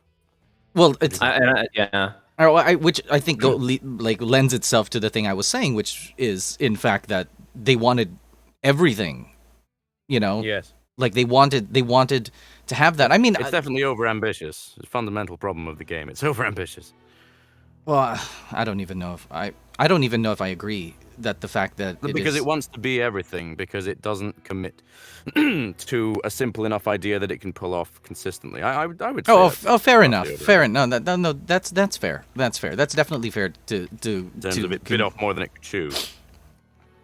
I don't want to sound too blunt when I say this, but in all reality, I'm going to say it. I think someone somewhere made a bad decision and a bunch of people just followed through with it because no one decided to say otherwise. And it led to just this continuous train wreck of like what we're dealing with right now. And then someone somewhere else came in and said, hey, we could make a lot of money if we chucked a lot of this stuff out and made it additional content. And then everybody else said, you know what? That's another good idea. And then all of these things were bad ideas.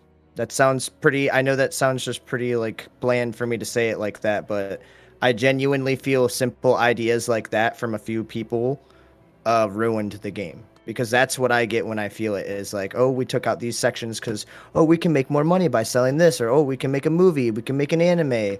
And I agree, it's like, this will cut down on production time. But the consequence was you just butchered an entire universe you guys spent 10 years creating. I think the 10-year thing is, in fact, one of the crux of the whole issue. It's like you put that much like into development. You're paying all of these people. You're doing all of these things, and then people have like an expectation. You have to sell, like you have to give them the product that they were asking for. But at the same time, the longer you wait, the more you bleed, right? Like that's sort of the situation that kept happening, and I know that a lot of people were thinking that. So when they said, "Okay, you know what? All right, you know, like we get it. Okay, we're just gonna make this 15." I can totally see that happening, and I think more or less that was kind of the deal. Time to hydrate. I think one of the things. Oh, hydrate, guys. Thank you. But, Right.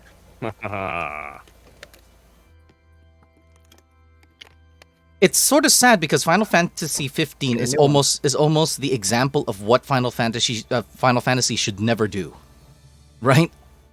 It's like it's funny. I sound very, very like bitter about all of these things, but I'm me personally, not Square. I feel bad for Square, like, but for me, I ultimately feel good because now, like, I have an example of a game that has had all the development and all, like, you know, they had more money at that time when they were making it, and like you learned all the things you shouldn't have. Like we learned all the things that you should not do. So if ever I like, let's say, you know, all four of us become like executives in a gaming company, right? Let's just say, then we can look at 15 and go, all right, we don't do this, we don't do that, we don't do that, we don't do that. It becomes almost like the poor example.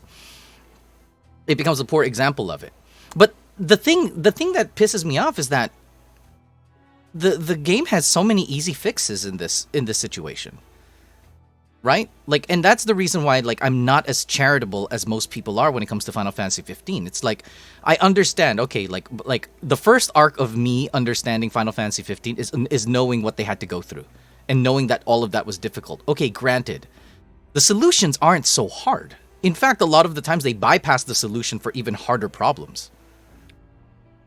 Like, I don't know if any of you get that sort of same feeling, but that's sort of the feeling I get from watching Final Fantasy 15. Like, even down to its gameplay. Even down to its mechanics. You know? Like, what are they trying to do? It's like, I guess that is now a theme, right, Sarifus? Like, now it's a theme of they wanted everything. They wanted really high-paced, action-packed combat, but then at the same time you can hold the circle and square button. To appease people who like to turn-based, but yeah, I think they came up with a very good synthesis in 7 Remake. I feel like 15 was in many ways the prototype to 7 Remake. Systems. Yeah, that's 100%. They were able to true. figure out how to do it there. It was kind of a testing ground. I was saying this in the chat earlier, but one of my big problems is, especially what they did with Kingsglaive, is I don't like how they made Nyx seem like a cooler character than like Noctis. Like they like made it so like Nyx almost like overshadows Noctis in terms of just like badassery. And then, not to mention that, if you remember the beginning of the Kingsglaive movie, there's like a giant war going on, like literally. Like, they make it seem like we're going to be involved in stuff like that at some point, which Final Fantasy 16 trailer is doing it too, except they seem rather literal about it this time, which I'm thankful for. But it's like, I wish they just wouldn't have showed stuff off like that. Like, they did so much world building for no reason. That's one of the things that I think is one of the big mistakes, is that, you know, because for them it's like, oh, now we need to do this, now this needs a payoff, now this needs a payoff. It's like, it doesn't need a payoff if you don't present it. You know, think of it like a magic trick, right? Have you, like, what is it? What movie have you seen that movie, The Prestige? What were the 3 steps of magic again? I know The Prestige was the last one. What was the first one? The first one was like the, oh god, I know the second one is called The Turn. What was the name of the first thing? Do you guys even know what I'm talking about? Do you guys know that movie called The Prestige? Maybe Chad has. None of you are magicians. No. Okay, so basically there are three steps to magic, right? The first step is where you present something that's mundane, and then the second one is where you make it disappear, and then the third one is when you bring it back. They keep giving us these turns, and then never this, or they keep presenting this and never the rest.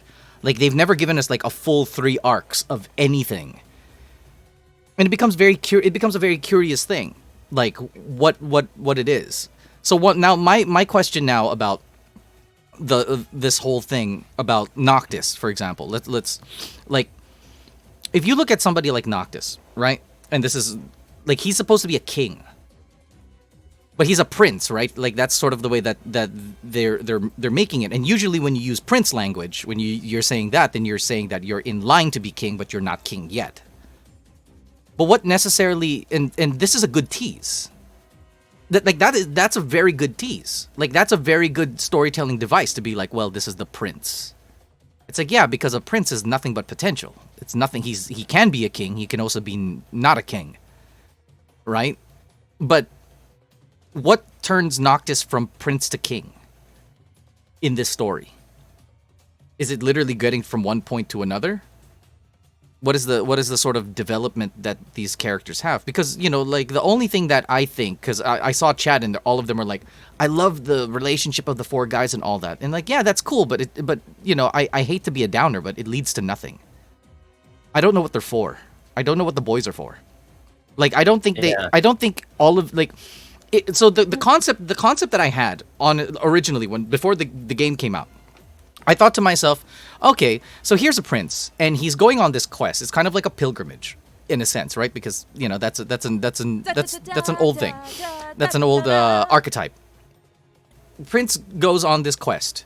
Now, the boys that are with him, his entourage, are very varied, and it's so cool because they're so varied in, like, the things that they excel at and the things that they're bad at. And it almost seems like those, to me, I don't know if you guys see it this way, but the way that I see it, the three things, like those three boys, are all have an element of them that represent, that if you put together would represent a good king. Do you see that? I like that. I like that a lot, yeah. But then what? And then I thought that you were going to. So while I was playing the game, I had like these high ass expectations. I thought as you were playing the game, Noctis was going to learn, or those boys were going to teach Noctis those things. So Ignis was going to teach Noctis how to be more like, like the manner of a king.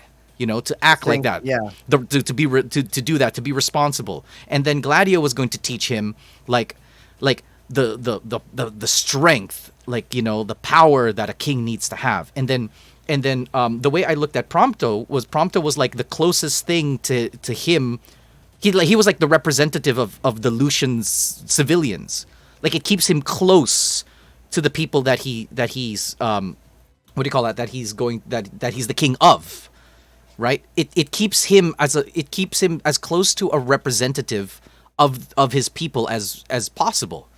And I thought that that's what the story was going to be. So I was so excited when I played it. I was like, damn, this is good. Because even if the story went that way and I predicted it, like, I would have felt good about it anyways.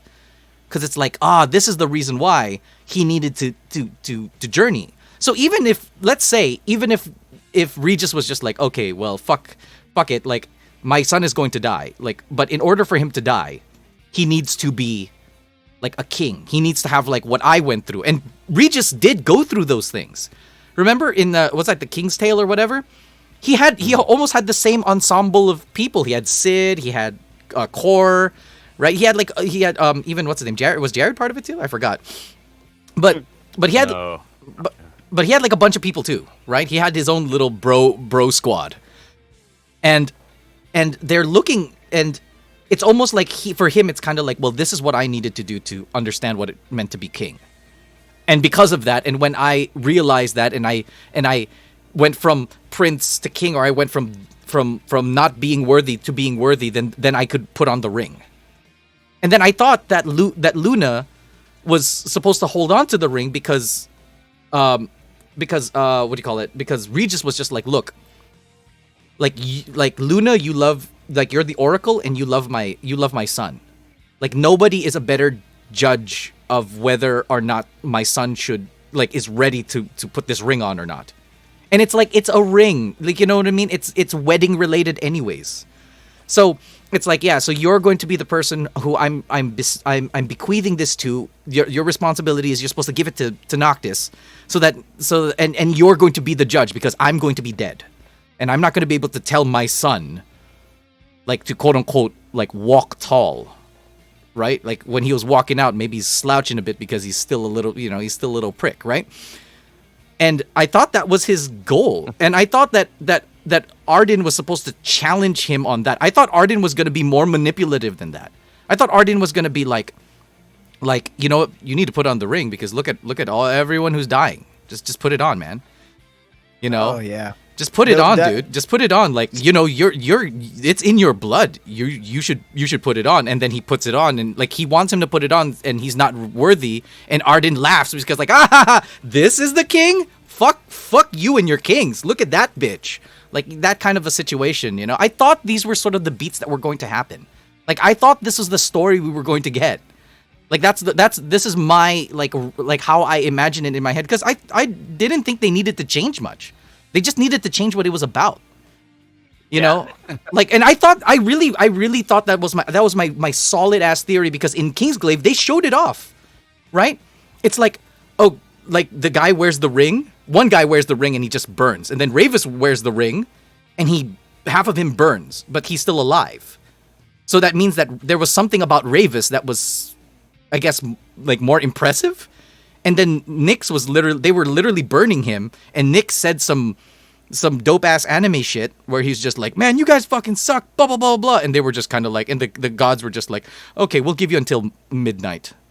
We'll give you the you know, the glass slipper treatment, and you know, and do shit. And does that make sense? It's like the ring is like the absolute power, but in order for you to have it, the absolute blessing. But in order for you to have it, in order for you to do it, like you have to be quote unquote a king. Maybe in that moment, Nyx was acting like a king.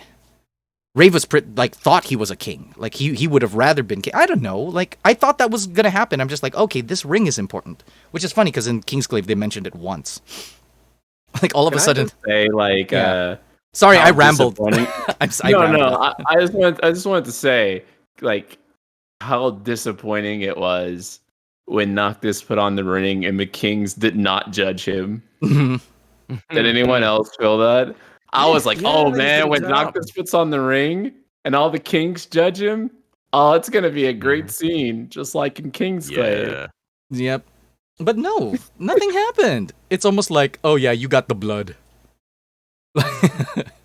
Yeah, I will admit one thing. Now, I will admit I did think the ending scene when they all came out and they had their like Knights of the Round armor on and they did the thing where they like whip out their cool weapons and go and then like dive into him.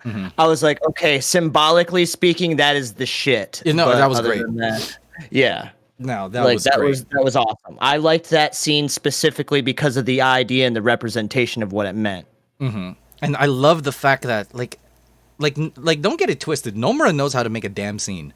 You know what I mean? Like he like I know that Nomura wasn't part of that one. I don't know if he was or anything, but you know, like this way, like you can already sort of expect it. But like look at the way they made that. They even made it so where what is it? Regis had to painfully not watch, if that makes sense. Like he was there, he was present, but he's just like, no, I'm gonna look away because I can't fucking watch my son go through this shit. And then he was the last one, and you're just like, oh, God. And right when he has to stab Noctis, the sound of the sword, there's this cry, there's this yell. Yeah. Quietly mixed in, this pained yell that comes through. It's amazing. It's very subtle, but it's very cool. Yeah, but it's so representative of like what that. It's almost like when Regis stabbed him, it's like he was the one who was hurt, which is very fatherly, right? And you know, but I would have loved to hear that too. Like honestly, I would have loved to like see like he saw his old man, and like at least even give us a payoff. Like we barely see these people, then at least give us the beats. Tell us we walked tall, like or some shit. You know what I mean? He's just like, walk tall, my son, and it's almost like him saying, please don't like be a man. And like in the end, he's just like, well, like you walk tall, like I'm proud of how tall you are, or something. Or he could even make a joke like, oh, you're taller than before. I don't know. Just you talking about it makes me crave it. What do you think? How do you think I feel? Fuck. Like, you know what I mean? Like, it's just like, it sounds kind of dumb, but it's like when you, coming from a guy, like when you go out and do some shit like that, and every guy's had this one moment in their life where their dad looks at them, or their parent, or their mentor, whoever the hell it is, they look at them and they say, you're about to go through something that you really care about. Like, and I'm being serious with you just this one time. Like, put your all into it. And I agree. Like, that's what that scene was. Like, when you, like, seeing him, he's like, I'm probably going to die, but I love you. But yeah, walk tall. You have to be, like, firm. You're a king now. And that final scene, it was beautiful. But yeah, like, there was so much things that were, like, left out. Like, so many conversational little pieces, even if it was one or two words, just something that added weight and made you feel like what you did was important. Because everything that I felt like I was experiencing, I kept waiting for like, when am I gonna feel like what I'm doing is important? Hi. Dude, do you want to know something? I was waiting for the day that Noctis woke up earlier than all the other boys. Like to me, that would have been like, oh, he's ready. You know? Yeah. Yeah. Oh man. And that, I guess that's the thing is that Jonah the Man put it like really well here, where he says that Final Fantasy's core theme to him is the rite of passage from childhood to adulthood, and I completely agree with that theme. Adding on to the one that I listed, I just wish that they would have actually drove that home. And one of the things that they cut from Versus like original concept that was just so good, just such a brilliant concept, was that he would have these dreams of his father, and he'd communicate with his father and through his sleep. And this was something that was still in there, like as late as like Platinum Demo. that Noctis would have like these dreams about his father, and we would actually get to know Regis and what that father-son relationship meant. And I don't know about you guys, but I am a fucking sucker for father-son relationships, right? Agreed. Oh my god, dude! That would have been, You put a dad and a son on screen, and I'm in tears, like already. I was just like, say no more, right? It would have been such a nice salt and pepper. Yeah, and I just don't get it. Like to me, I put myself in Noctis's shoes. Thanks for the follow. And I'm thinking like, okay, I'm trying to become the man that I see that my father was in my head, and so I'm like thinking of it, right? So I just feel like these scenes where Noctis is like talking like to his father and like thinking on his father, having dreams about the stuff like his father did before him. Man, that's just such like a good way to like show him like trying to like really reflect on like, how do I become the man that my father was? They could have even Lagoona'd it.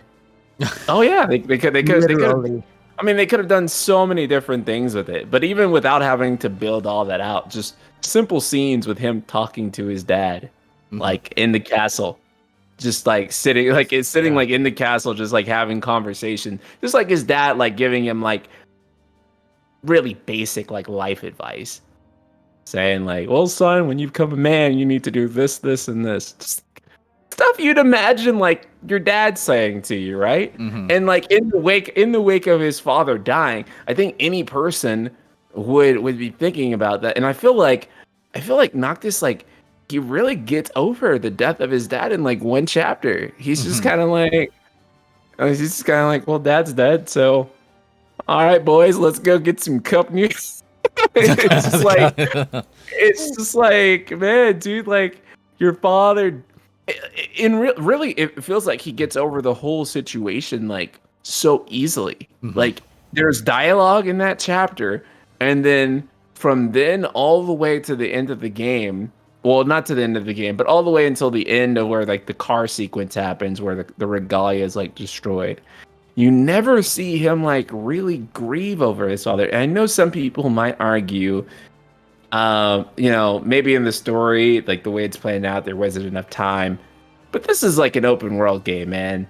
They're camping, they're fishing, they're doing like all these side quests. There is plenty of time for him to sit there and like really reflect on that. And I also feel like a lot of the camp scenes were like really, actually, there just wasn't enough. Like I feel like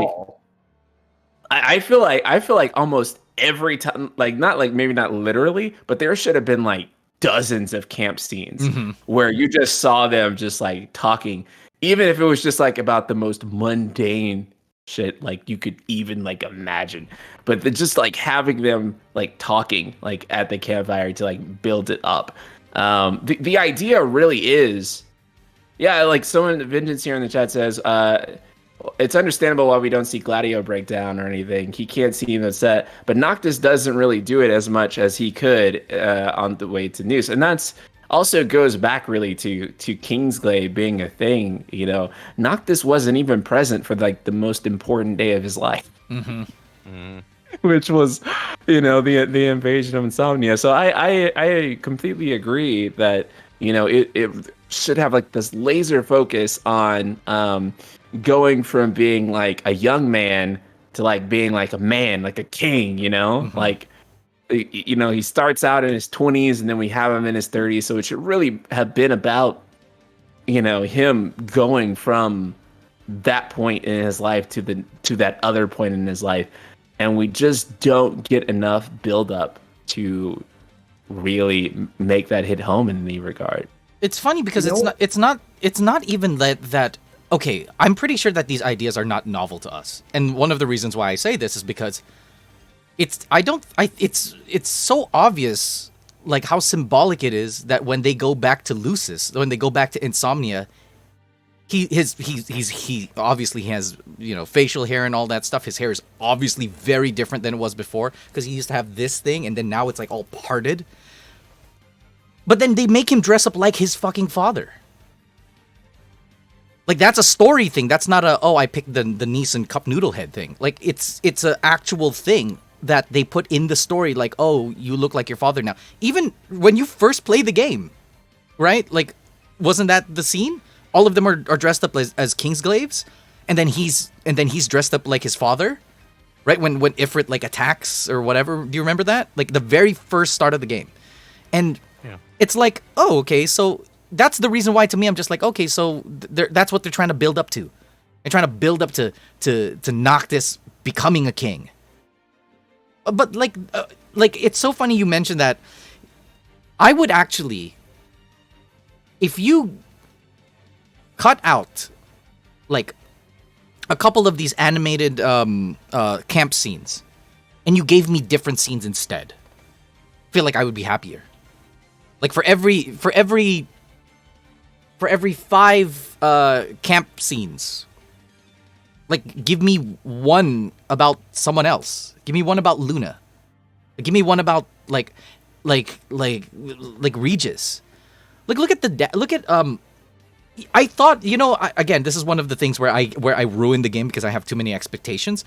But as you're playing the game and as things were going by, and you watch Noctis fish, dude, I thought at one point they were going to make the whole like the quote unquote the reward for doing all that fishing. You're going to get a scene where he remembers his father or something like that. You know?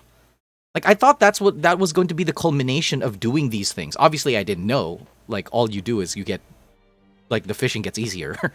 but, like, that's the payoff. The payoff was like, oh, you keep doing these fishing quests and this happens. Or you keep doing these camping quests and this happens. It's like, what if because you maxed out camping, all of a sudden you're privy to something about Gladio? I don't know. You get all of the recipes, and you get, like... And you get some and then Ignis tells you some shit. I don't know, like, you know what I mean? Like the game is littered with dungeons. In fact, there was a dungeon that I didn't know I had to do twice. That fucking pissed me the fuck off. Do you guys know what I'm talking about?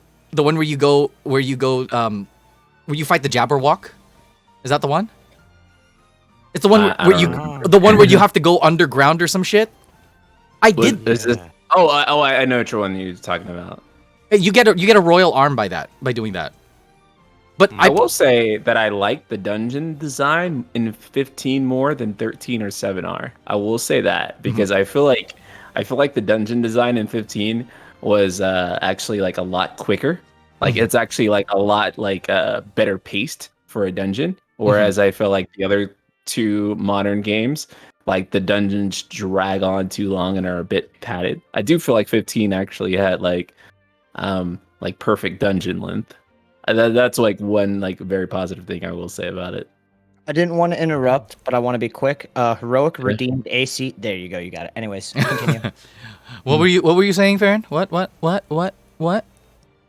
Oh, I was just saying as I was going to talk about the AC cloud thing, but good job. I know. I was up on it. But like, okay.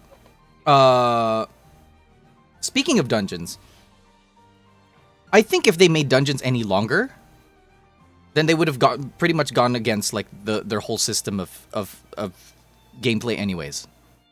You know? The thing that I mean, I still don't think they delivered on what they were trying to do. They delivered in the sense that they wanted fights and exploration, or non-fights, I guess you can call it that way, to be seamless. And the trailers that we saw fights that spanned dungeons. Like, that's how I saw it. Do you know what I'm talking about? They had like this scene where Noctis was like looking over and an actual event was happening, but it was also a fight.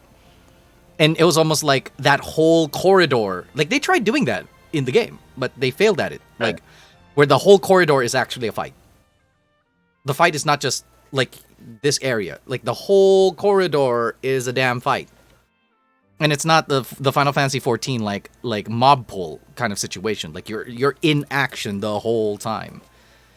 And they didn't even manage to do that. So I think, like, you know, again, I'm just not being very charitable, but I think in terms of dungeons, I expected something more like along those lines. It felt to me it felt a lot of like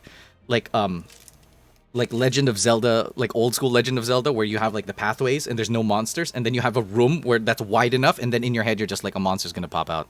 Like, this is where the monsters are gonna be. Like, no monster wants to attack me in the corridor.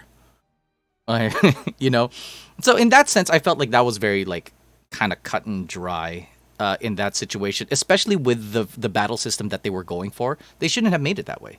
They should have just made like a whole patch of explorable dungeon, just a fight. Well, like they kind of promised. I wanted to ask this question at some point because I was intrigued earlier by something I came across, and it was an interesting concept.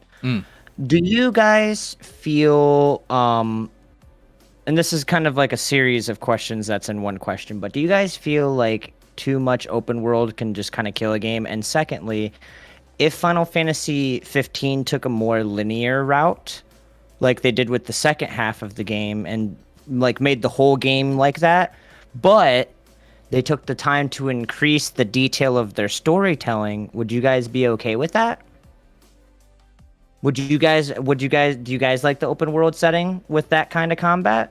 Do you think it only works in that setting, or would you guys think if they did do it linear, like Final Fantasy, like a Final Fantasy 10 but with Final Fantasy 15 combat? I think that Square Enix does not know what they're doing when it comes to open world design.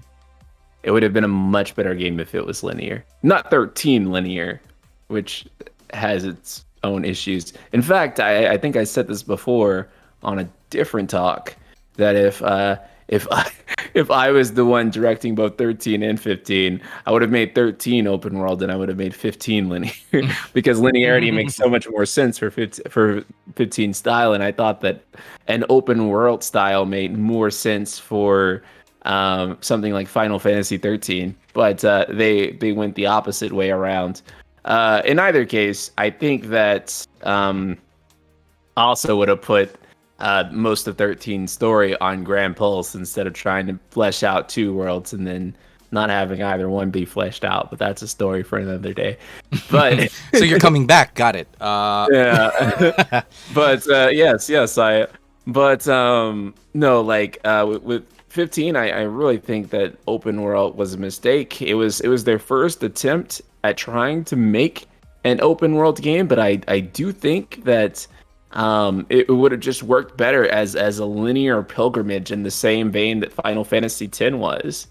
And 10 thematically has a lot of the same ideas, the coming of age story, the idea of walking in like your father's footsteps and trying to like really understand, you know, who your father was and or is, and trying to live up to him or not in Titus's case, and having the parallels that Titus and Yuna had, where, you know, Titus was trying to be less like his father and Yuna was trying to be more like her father, and the dynamic that they were able to build up by having it be a lot more dialogue heavy, more cutscene heavy, and drive that home. And those things are really appropriate and really well done within the context of Final Fantasy 15. And, you know, doing a road trip and the world is actually like this. Essentially, like if you look at like Final Fantasy 15, it's really like it's supposed to feel like this whole continent of Lucis, but it really feels like this like small island that they drive in circles. Oh my Literally. God! Yeah, and it feels like this small like little island, and they're going in circles, and it doesn't really quite feel like they're on a road trip, right? And the biggest mistake is that they tried to make a 1-for-1 world where everything is 1-for-1 in scale, right? Mm-hmm. If they had done like a linear type game, right, it would have just been the car driving to these places. You don't like really see like how far away it is per se. It would just allude to the fact that, man, we're going miles and miles away to like the next location and the next location, right? And this essentially takes me all back to what the overworld map was. And the overworld map was this way of convincing you that the world was a lot bigger than it actually was, because they didn't use 1-for-1 scale. It was like 1,000 miles to, or not literally 1,000 miles to 1, but it's something like 500 like to 1, right? Some kind of like not fit the scale. Right, like some sort of huge disproportionate world scale. I mean, and you would have towns and such alongside of that world, and it was all there to convince you that this was the entire world, and there was locations along the way, and in your head it connects and it makes like an entire world that you travel.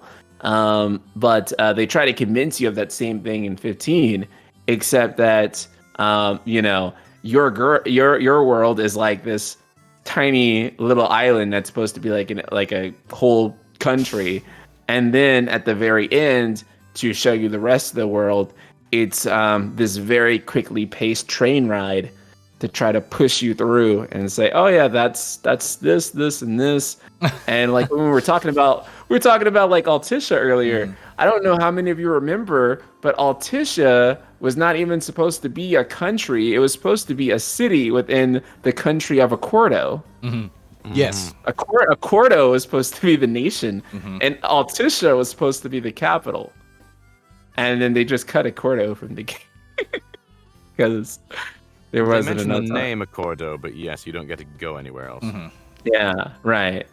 And so then the places that were actually interesting, you don't actually get to travel around.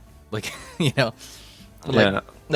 whole thing about the train, right? You go on the train and then you stop in these places, like you meet the Glacian and all of that, and then you look. It's so cool because you're looking outside the window and you're just like, that place looks that looks like a fantasy place.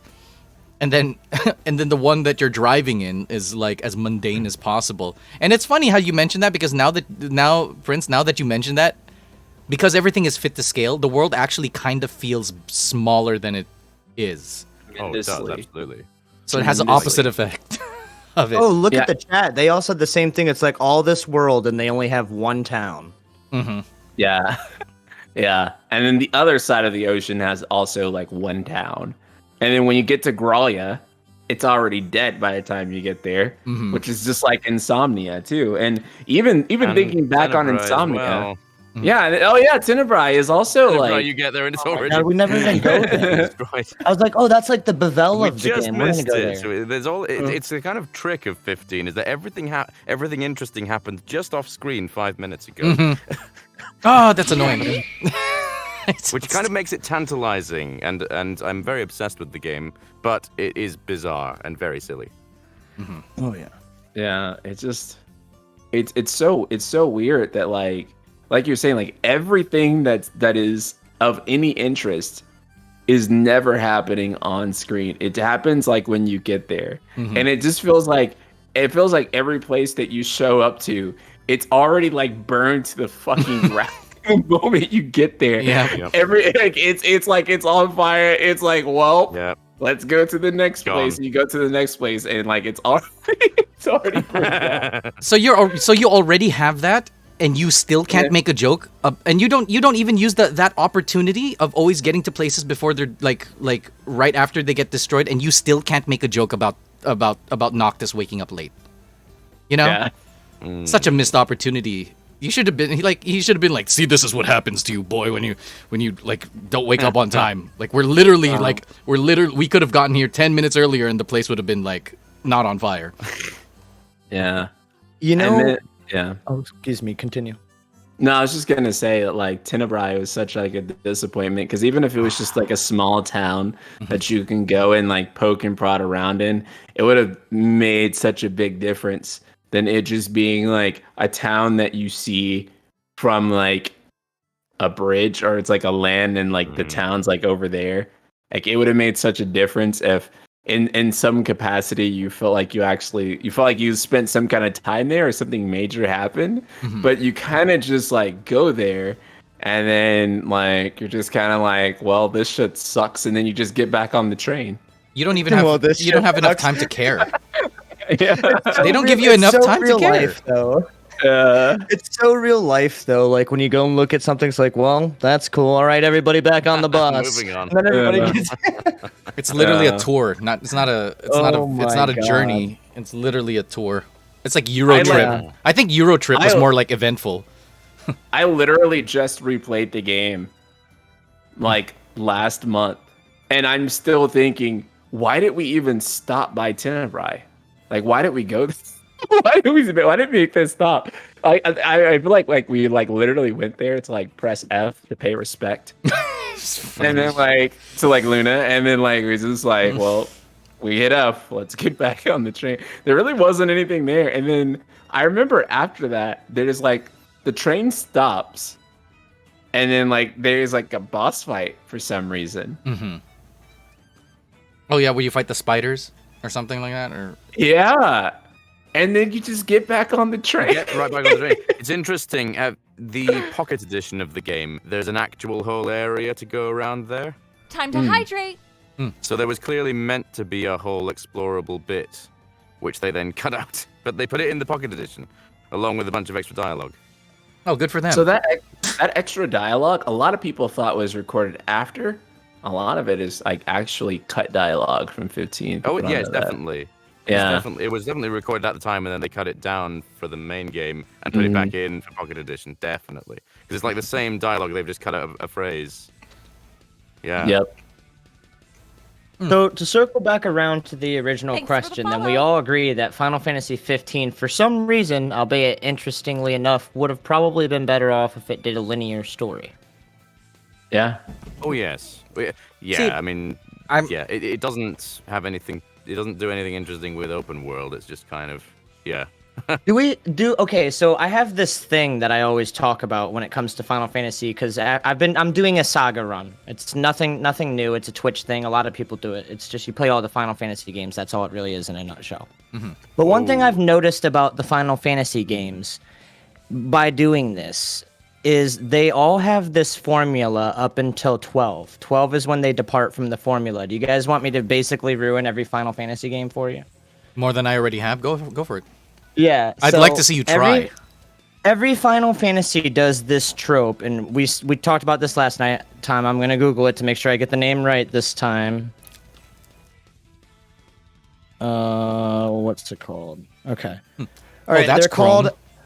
Matryoshka dolls, also referred to as babushka dolls, stacking dolls, nesting dolls. You know the little thing. There's an enemy in Final Fantasy. There's an enemy in Final Fantasy VII that's like an egg, and it opens up, and like 3 other eggs come out. Same concept. Yeah. So that's Final Fantasy literally as an enemy in a nutshell.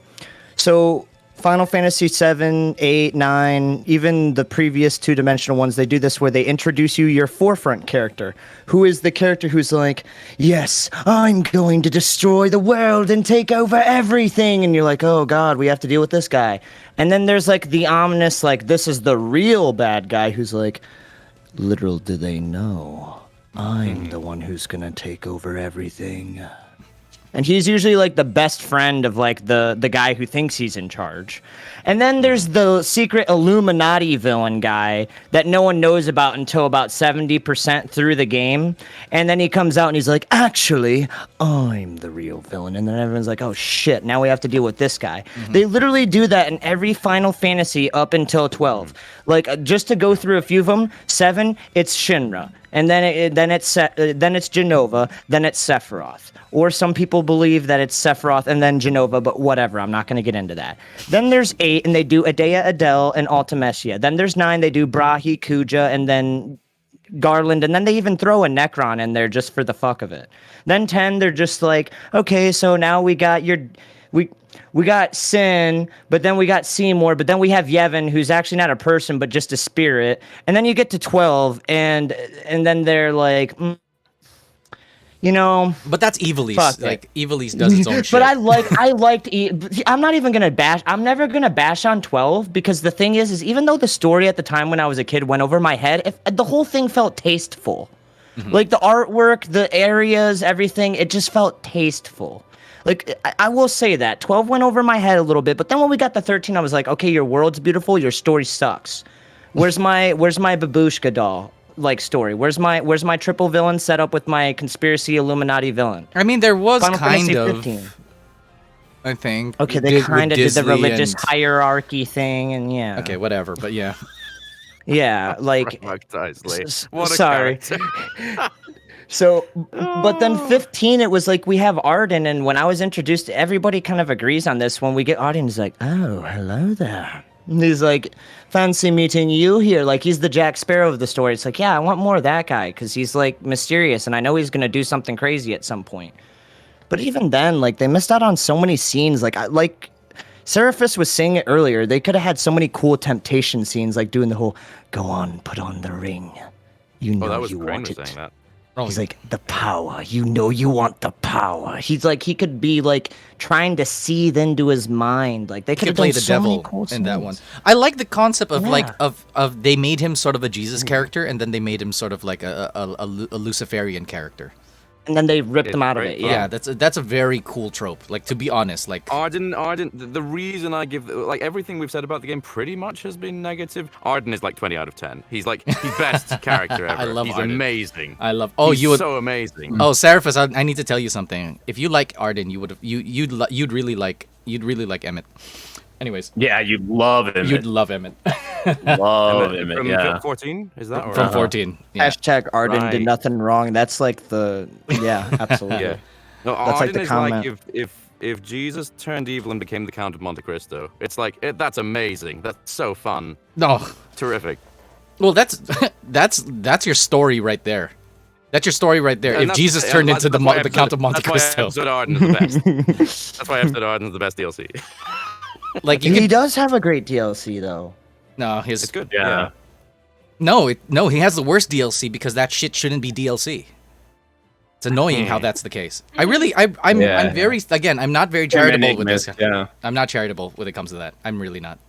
No, I mean it's not good practice. No. It's just, I mean, it is. I was telling I Crane remember just a back- few weeks ago. Oh, Yeah, excuse yeah, me. go on. I was telling him a few weeks ago how awesome I thought it was. Like that one scene where he's chained up in the tower. Like that scene just carries so much weight. Like he gets discovered 1,000 years later and he's just like hanging there and they come in Yeah. and he like wakes up as if though like nothing happened. He's like, oh, hello. You know, like they just discovered him. Like he's an artifact. And I just thought it was so cool how they ripped him out. They introduced him to the world. They kind of caught him up to speed. We got to see all these characters we wanted so much rich backstory for. Oh my God, I loved it. Sorry, I won't go on a tangent. Yeah.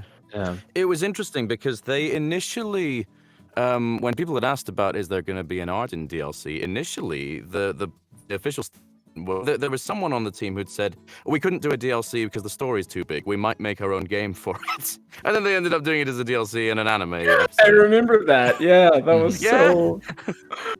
Oh my God. If there had been an Arden game, that would have been best Final Fantasy game ever, no question. And I kind of wish they did that too, right? Like, how cool would like a Final Fantasy 15 0 have been if they had like fleshed that story out even more? Yeah, Well, that would have been, yeah.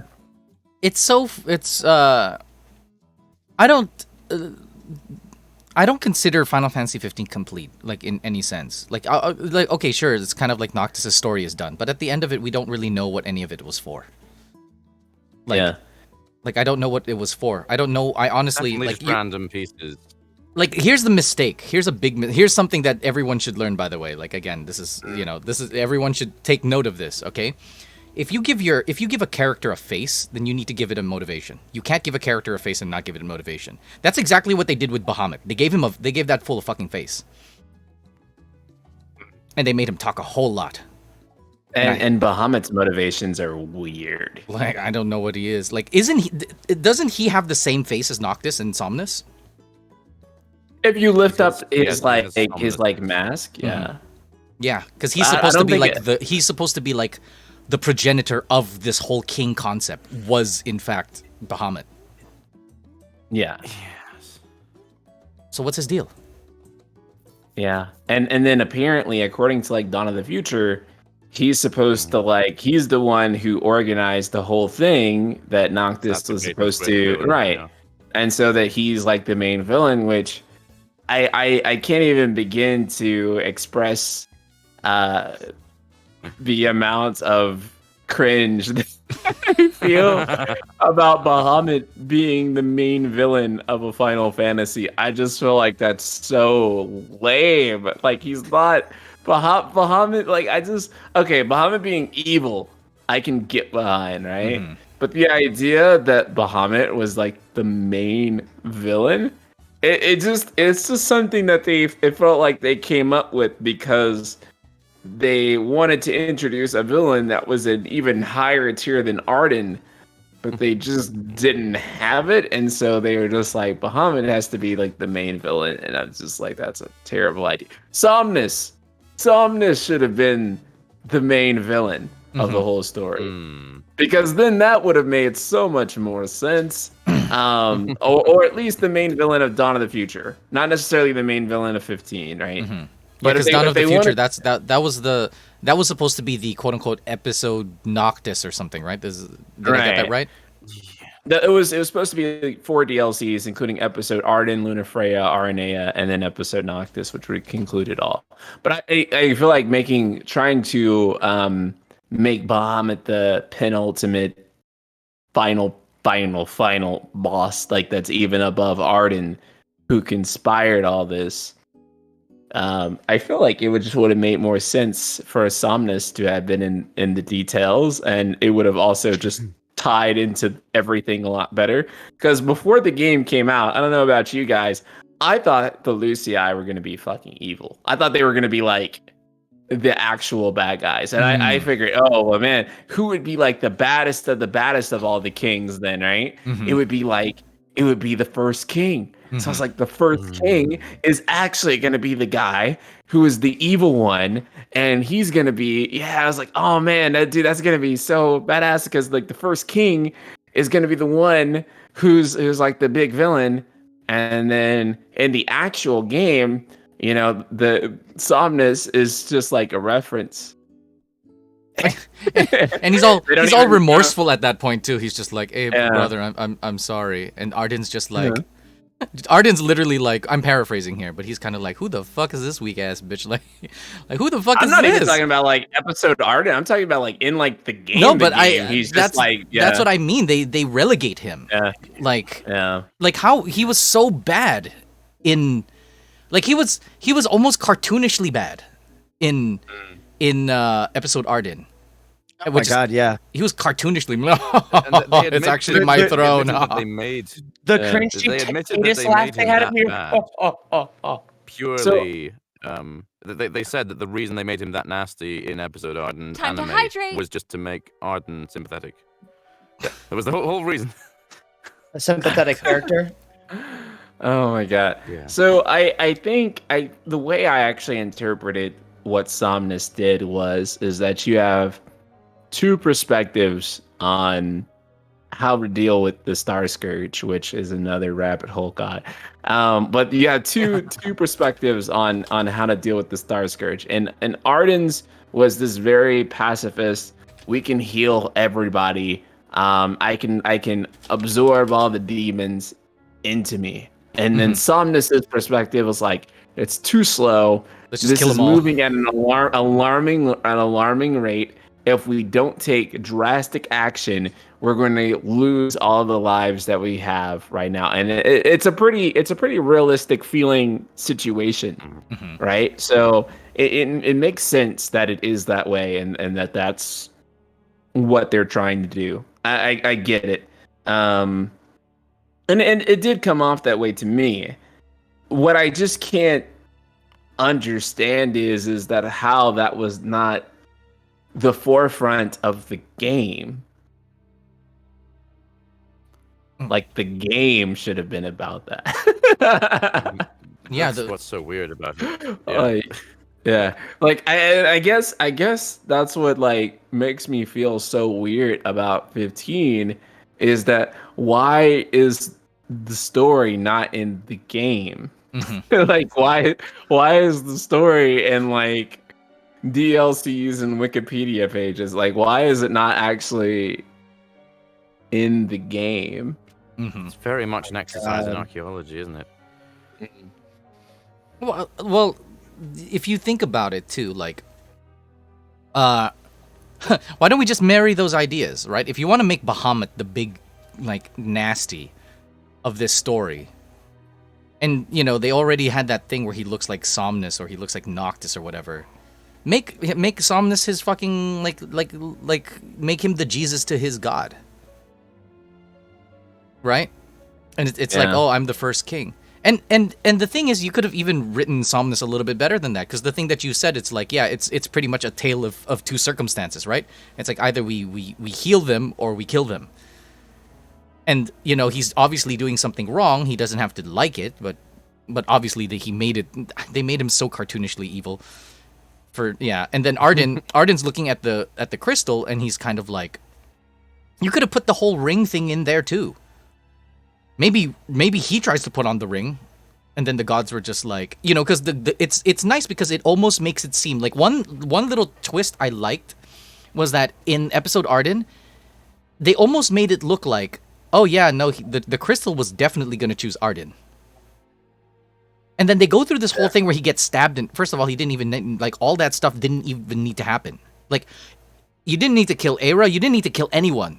The thing that could have killed not just him, but all of us, was the fact that he goes, like, because he's Jesus. He's the one who's doing all the good. And then the crystal goes, no, you're not the king. And then he could be fucking sour about that shit. You know what I mean? Like, instead of all that Aira stuff, like, to me, the Aira thing is just another, like, Luna Freya sort of situation. They're trying to put in love where it doesn't need to be. Right? And, you know, he could be pissed off because of that. He's like, no, look, I'm the one, like, sacrificing my body for the people, and you think that's not a king? And then in the end, when he fights Noctis, he could throw the ring at him, be like, you know, here, you sacrifice yourself for people. The gods aren't going to be happy about it. They didn't pick me. You think that you sacrificing yourself will make you, like, the king? No, because if that was the case, then I should have been king. But these gods are dumb. Like, these gods can go fuck themselves. You know? Do you see, like, there's so many, it's so funny. It's like, I'm, you know, Prince, when you were saying, like, you know, they could have had anybody come in and write a story with this kind of stuff. Like, they could have gotten, like, any idiot to do that. Like, I'm an idiot that could have done that too. You know what I mean? Yeah. Like, yeah. There have been so many fan ideas that I've read for how 15's story could have gone down, and almost every single one before and after the game released are better than what we actually got. And I just don't understand. And normally that's like, I don't think that's normally like the case, right? No. It's so weird, right? Because people have ideas for like stuff like Final Fantasy VII, for example. You hear a whole bunch of like fan theories, and some of it's gold and some of it's just like this is just complete garbage. And the most of it feels like, okay, that's kind of garbage, right? There's like maybe like 10% of those fan theories are actually like, oh, okay, that actually elevates the story even more, right? And that's usually the sign of like a well-written story. But 15 is probably the first story I've ever seen where almost every single idea I've read is better than what actually happened. And I'm just like, how does that happen? With a writer got paid to make this, and that almost like blows my mind that someone like really got paid to like write. Write what we actually got in that case. I don't want. Disaster's been saying this. He's been mentioning, like, I've seen it on the chat too. People have been mentioning Tabata, but I think the mistake that he did, I don't know if it's responsible for it, but one of the key structural changes he made when he took on the project was he removed seniority. I don't know if you guys know about that, but he actually came in and he removed seniority. So a lot of the people who had tenure, they did not appreciate that. And I think, oh my god, yeah, that's terrible. And terrible. Like, and the thing is that, you know, he has a point, which is like, you know, if you're he in an interview he called it, or I don't know if it's an interview, if it was written or whatever, but anyways, he mentioned that there's something called the Final Fantasy status or whatever. So for disease, The Final Fantasy disease, right? And he was mentioning something. Star Scourge. The Star Scourge or Geostigma, or Final Fantasy 15 story writing. Anyways, no matter which way you look at it, the way that it worked was like he said that, oh, you know, because these people are quote unquote the people who work on Final Fantasy, they're sort of like their ideas float above everyone else's, or something like that. And he wanted to get rid of that structure. But I think one of the bad things about doing that is when you say that some ideas are not better than others, and you get all the ideas, like chances are, I mean, statistically, you're gonna get more bad ideas than you get good ideas. Like I've never been like, you know what I mean? Like I don't think that works, especially in a creative sense, because everyone writes stories, but it's only like 1 out of 1,000 that actually is good. Have you ever actually Googled the writers for Final Fantasy 15? No. There are three that are credited on the wiki page. Mm-hmm. And I did a video on this long ago when I was actively talking about 15 on the channel. If you Google all three of those writers and you look into their previous works, there's absolutely nothing other than Final Fantasy 15. I think there's Sayori Itamuro, sorry. And if you heard me typing, that was me Googling her right now. And the only other thing that she was credited for was additional crew on Dissidia. That's not a very good track record. Right. And then there's Akiko Ishibashi, and their credentials are the only other thing that they did was a scenario writer for Lightning Returns, which I'm sure you guys all received that one really well. And they did like some other stuff, like they did help contribute to the scenario for The World Ends With You Final Mix, which has like an extra little like scenario to it. And then they were also like a scenario planner on like Brave Exvius. And that's the extent of what they did. And then there's Takumi Nishida, and let me see real quick what their credentials are. It's only Final Fantasy 15. They have no other credentials. Wow. So maybe now you can kind of understand why 15 scenario was like that. So a lot of people get this mixed up. So let me sort of explain, because I've seen a lot of people not necessarily understanding this. The way this works is that the director conceptualizes what the game is and what the game is going to be about, and then the scenario writers write the scenario. They actually make the story based on the concept that the director has set out for them, and then the director is the one who approves and gives his final word on if the script that the scenario writers have written is to his liking for his vision. Mm-hmm. A lot of people get that mixed up. You see a lot of people saying that either the director or they think that a lot of times that the scenario writers are the ones who write the entire story, but the scenario writers don't write the whole story or the concept. They get the concept from the director. The director reads the scenario writer's work and see if it's heading in the direction of the direction, obviously, that he set out as the director, and then he approves that.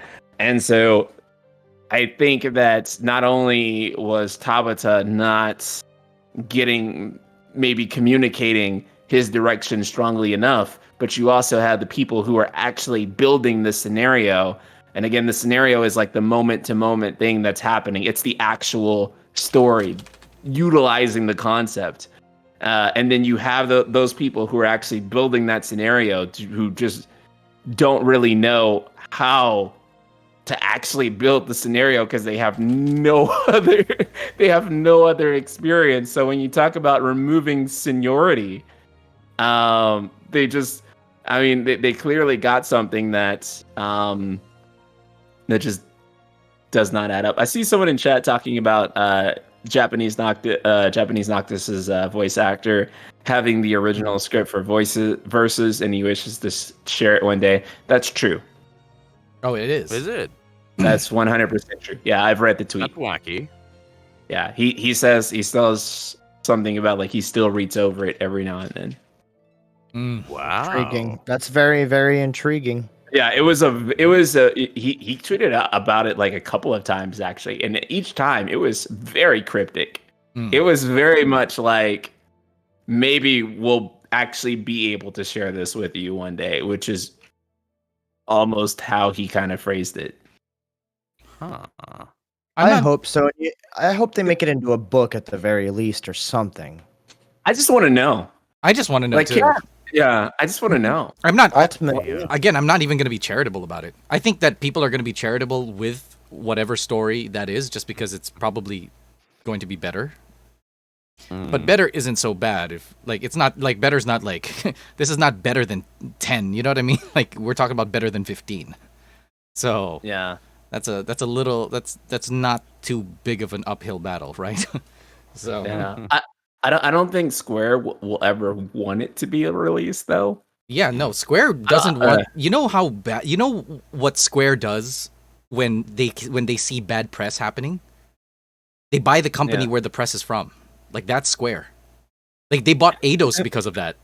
Do you guys know that? Really? Yeah. No. Go on, please. There was a Final Fantasy that they were going to release that was made by I should know this because I'm a huge Ivalice fan. Like the Ivalice project, I'm a big fan of that. Vagrant story, tactics, not maybe not We're the talking tactics about advanced. Project Fortress, right?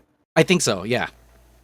They were supposed to release that and then it really turned out bad, but because the company wasn't their own, they couldn't they didn't have any power to like stop them from disclosing it. So what they did was they actually bought Eidos. So that no press would come out of it. That's wacky. Oh, that's like insane. that's like a Bruce Wayne in the end of Justice League, where he's just like, oh yeah, your house is about to get foreclosed. No, it's not. Why? I bought the bank. Like that's that shit. Morgana says that sounds like something Shinra would do. Yeah, kind of. Oh my god, it's come full circle. We have to save Final Fantasy, guys. Oh, dude, imagine my God. that's the actual plot. Imagine that's the actual plot where they're just like, Yeah, wait, no. Like, oh, in Final Fantasy VII, they're just like, wait, how did you know we were going to attack the Sector 5 reactor? It's just like, bitch, we're like we're the ones who fund Seventh Heaven. Like, the fuck are you talking about? Imagine. Like, I can totally see that. I could That'd totally be see that. hilarious. Oh, but you guys had mentioned earlier about the theme of resigning to fate in Noctis's story, and this is another case of 15 wanting to do everything, because it does that in Noctis's story, and then the DLC subverts that. No, we're actually going to challenge fate after all. So it wants to do both again. It sort of wants to be the best of the whole series and do this and the opposite in one project. It's cake and it's pudding too. And it's eating and it's the It's kitchen. very greedy. Yeah, no, I think that is the nicest way that I can really look at this.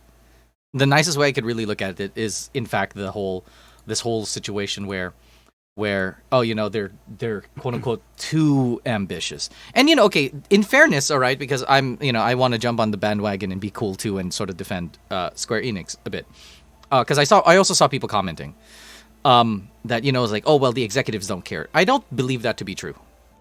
I do not believe that Square Enix executives don't care.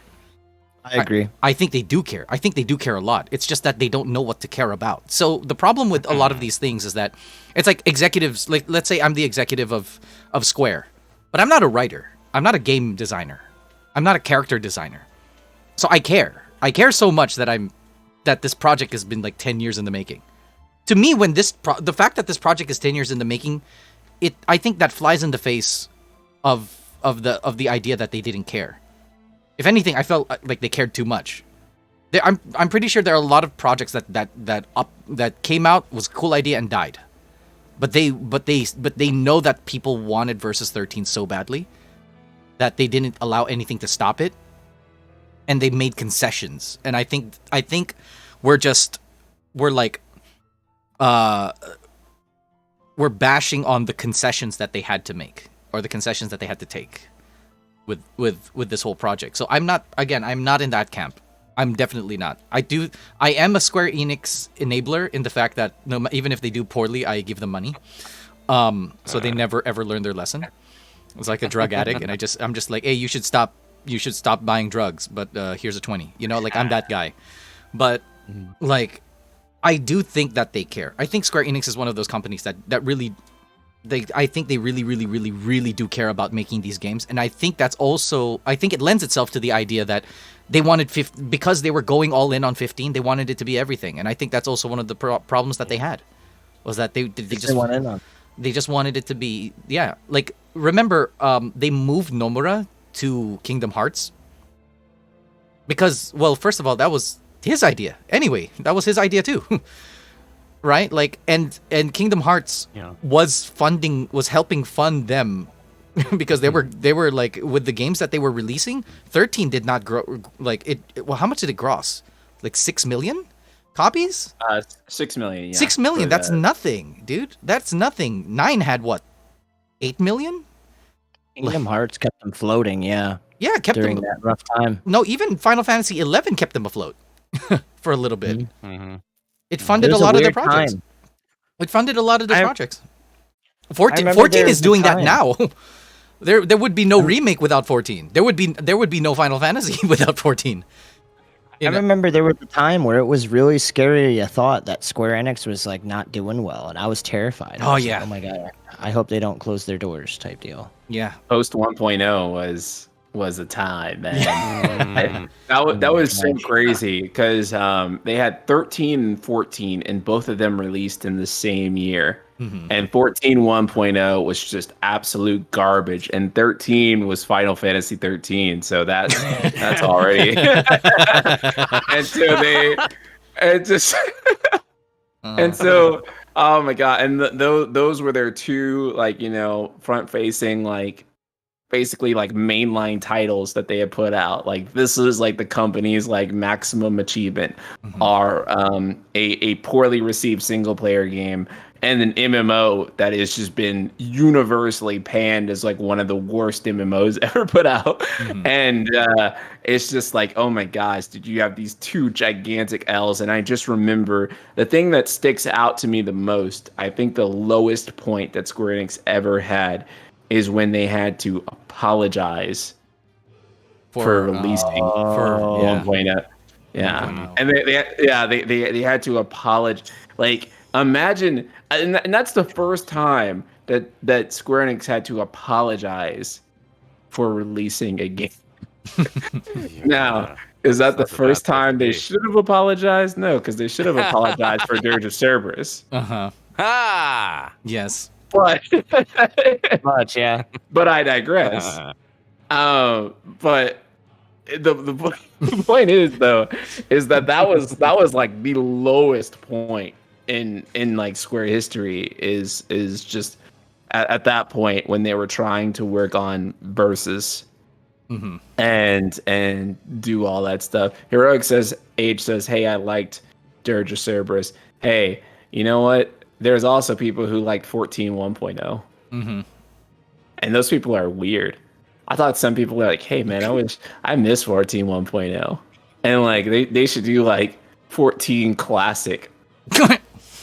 And I'm just like, no, they absolutely should not. I played 1.0, by the way. And you guys know how much I love Final Fantasy 14. That was the most absolute garbage, trash, and it's the only Final Fantasy where, well, other than Dirge. Well, I'll just openly say, wow, that just should not have ever existed. Like it's like an abomination. Like, and that's those are the only two Final Fantasy games I'll ever say that about. Like that have like no redeemable qualities and just should not have ever existed. But Final Fantasy 14 was an example of the biggest glow up in video games. So for sure. So I think that's worth redemption arc. So look, Final Fantasy 14 had a better redemption art and character development than 15. So I don't know what you're talking about.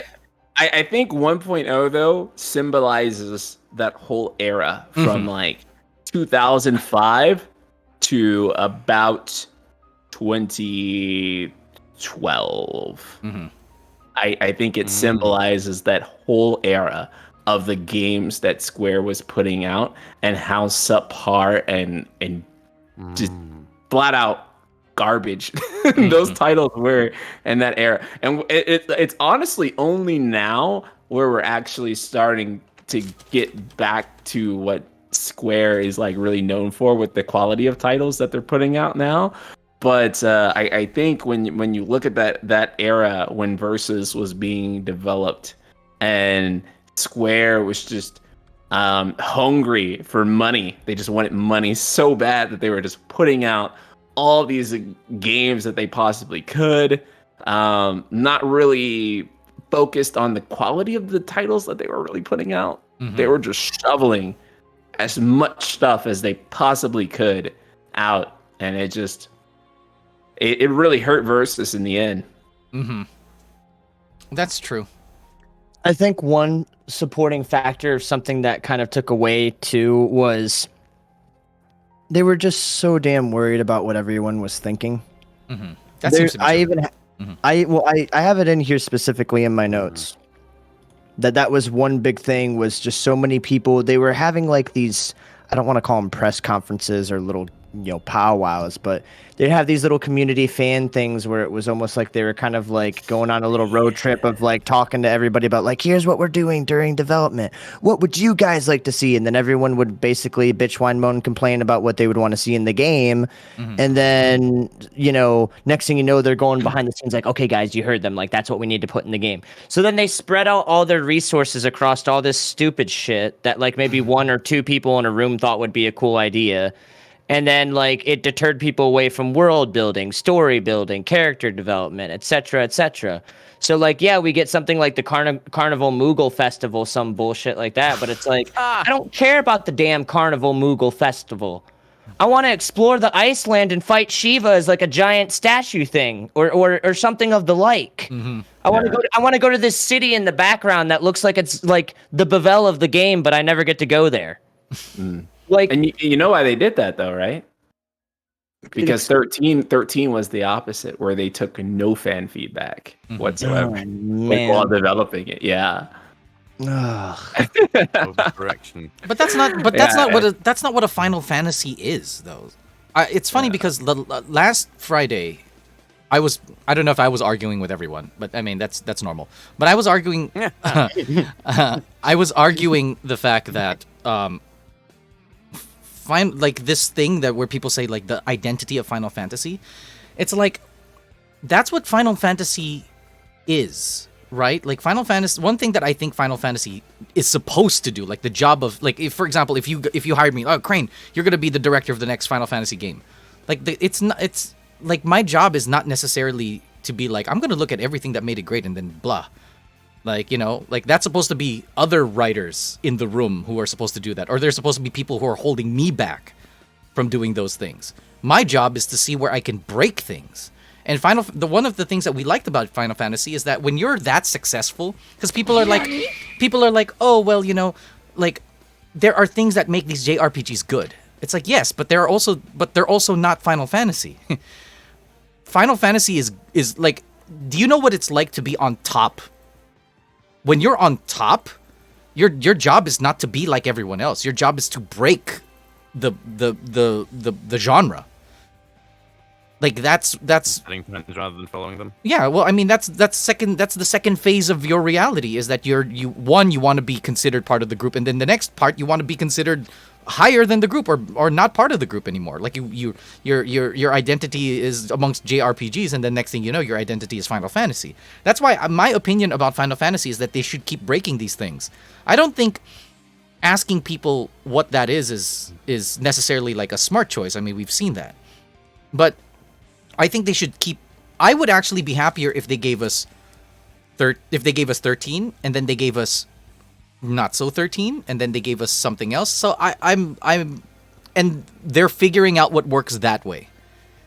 But I think at one point they just got desperate. And it does seem to be like that. I mean, even in this game, They gave up a lot of Nomura's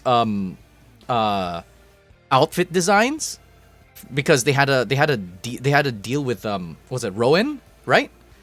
The clothing company, the fashion company, like a fashion designer, Rowan. That's why Noctis that's why all their clothes look like that.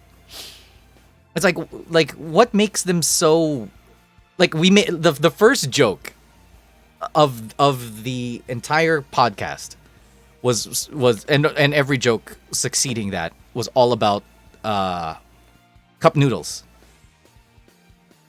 But what gets them to the point where that needs to happen? Right? They must have been so short squeezed at that point that needed to be a thing. That they were not. I feel like with Final Fantasy 14, it's fun. Oh, sorry, not 14, 15. From our conversation right now, I'm piecing together from everything that you guys are saying, is that they're trying to be everything because it almost feels like they don't have a choice. Like if 15 fails, then it's almost like the end. Oh my god, and that's how it really did feel. Like I was like, well, this is it. Square Enix is over. That's how I felt after I beat that game. I was like, we're so fucked. Like there's not going to be there's not going to be yeah. So that very much was the situation. Yeah. That very much was the situation. There was an interview that you can look up where, Tabata more or less was told by the investors, not by the investors, but by the marketing team, I believe it was. Mm-hmm. Somebody like that. But the projection for the sales team, probably. But the sales projected were barely going to be 5 million. And they were really, really struggling. And they basically told him that if we can't hit 5 million in sales, then we need to reconsider the mainline series going forward, maybe scale back, or maybe just not do the mainline series anymore because we're in such decline. And part of the reason that they had to launch that game and they didn't have nearly the amount of time that they needed was simply because that they needed a mainline Final Fantasy release that year. Mm-hmm. And if they didn't have one, things were looking pretty grim. And I mean, think about it too, because there was what was it, 6 years from Final Fantasy 13 to 15, something like that. So they had to release a new mainline title at that point in time, and it had to do really, really well profit wise, really, really well. And so when you think on that for a while, then you can sort of think about why they had to accept so many brand offers too. Rowan was already in place during the Versus days. That was something that they had already fixed in place. But the things like Cup Noodle, Coleman camping equipment, all that stuff, that was all probably rooted in the fact that they needed to recoup as much development costs and make this the most profitable game that they possibly could in order to please their shareholders. And I think they succeeded. But That's maybe at the expense of us, yeah. It's the shareholder shit. That's the problem. Someone earlier in chat said, I believe it was horrific disaster. Let me double check. But someone earlier in chat said something like, they just need to get people with here it is. They need people with tastes to develop games again, because it just feels like that's what it's all about now, is the money. And I mean, I'm not going to bring up that talk because that's what everybody in the gaming community across all games has said for the past 12 years, is it just feels like it's all about the money now. And that's why I've been asking some of these cryptic questions like, would you guys like it if it was a linear game? Would you guys like it if it was turn-based? Would you guys like it if they had more villains or less villains? These are all questions, because the things that they broke out of their formula, like I said, that formula I mentioned earlier, ever since we broke away from that formula, it's now all of a sudden these things these stories and these games that we thought were so damn fantastic and magical, they don't feel magical anymore. The characters don't have depth. I mean, again, like I said, 12 is this weird gray area for me because I respect that game because it was tasteful. But even then, that felt foreign. It just felt so foreign to what it is, what I feel like Final Fantasy is. Now, there are some people who entered on 13 and they'll swear by it. They're like, 13's the greatest trilogy ever. And then some people will be like, oh, but I like 15. That's the game I entered in on. So I don't want to bash people for those games being their favorite, because that's what their first Final Fantasy experience was. But it's just like I'm sitting here like watching where the games came from to where they're going, and I am excited for Final Fantasy 16, and I have high hopes for it because I've been playing 14 so far, and with Yoshi P directing that, I will say I'm gonna give this one a good lick for now. Producing, this is producing, our by the way, producing. Excuse me. Yeah. Yes, thank you for that correction. But that's what I'm saying is I'm excited and looking forward to, like, okay, we're gonna get something new this time, and that's nice. But like, I just really hope they hit it home this time, because it's like it seems like they've been stepping off on the right foot with a few things lately. I don't like the whole thing that they're ripping Final Fantasy VII into a million pieces, but I'll be honest, with the Intergrade, Ever Crisis, First Soldier, they're really making really huge efforts to keep everyone entertained and busy, because I will gladly say I think that's smart marketing-wise and product-wise, that they're keeping us busy while they're still working on production development for part 2 of the remake series. But then you have a problem, because the thing is, the problem with the remake series is it's shit we already know. Like, you guys are just rebooting stuff. Like, that's gonna only take you guys so far. Like, you need to get good at creating original content again. Because, like, yes, you can go through Cloud's story, we can go through Squall's and Zidane, but at the end of the day, it's like, cool, you just rehashed everything we already know. Like, where's my super badass character and his teammates? Like, I want new ones. I want a new world. I want something that makes me feel like I'm, like, in the most magical fucking land of all time. You guys haven't done that yet, and it's been, like, 10 years. Hurry it up. No, we're gonna have it. We're gonna have it with a guy named Clive. No, we're gonna have it with a guy named Clive. Yeah, I hope Clive, so, yeah. Clive of all names. Shit. That's when you know that. That's when you know that the age of Nomura is like gone, right? You're just like, what's the name of the main character? Clive. What? Yeah. Bob.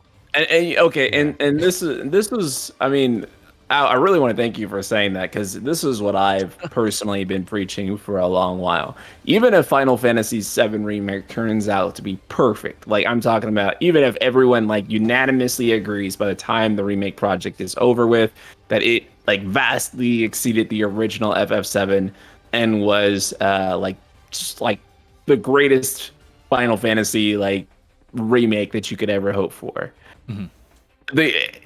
At the end of the day, it's still Final Fantasy VII, right? And it's still, even if they do a whole bunch of new stuff with it, it's still Cloud and Co. and things that you're already emotionally invested in, and more or less rehashing that in order to reinvest you into new story stuff that they're planning, right? At some point, in order for this franchise to continue, it has to be more than just a remake. It has to be a new Final Fantasy, a new story that is actually as good as 6 and 7 and so on. Like, they cannot survive on remakes alone. So 7R itself, whether it's the best Final Fantasy ever or not, we don't know how the project's going to end. No matter which way it goes, it cannot save, or it cannot be like the savior of the franchise that people want it to be, because only a new Final Fantasy story can really do that. Well, it all it does is, it's, to me, the way I look at Final Fantasy VII Remake is that it won't resuscitate it can't resuscitate. It's just life support. Exactly. It's just it's just keeping it from dying. It just keeps it from dying faster. And so FF7 Remake, okay, that's great, but all it's doing is buying you time to get good, right? Like that's all it's doing. It doesn't do any more than that. Like, okay, maybe it'll generate some money, okay, but that's it.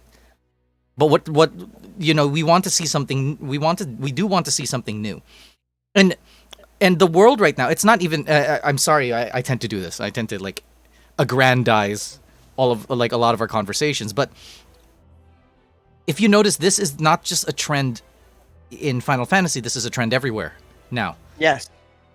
Like there was a period of time where everything was about experimentation and breaking out of the mold. Even clothes and hairstyles. The age of the remake for some years.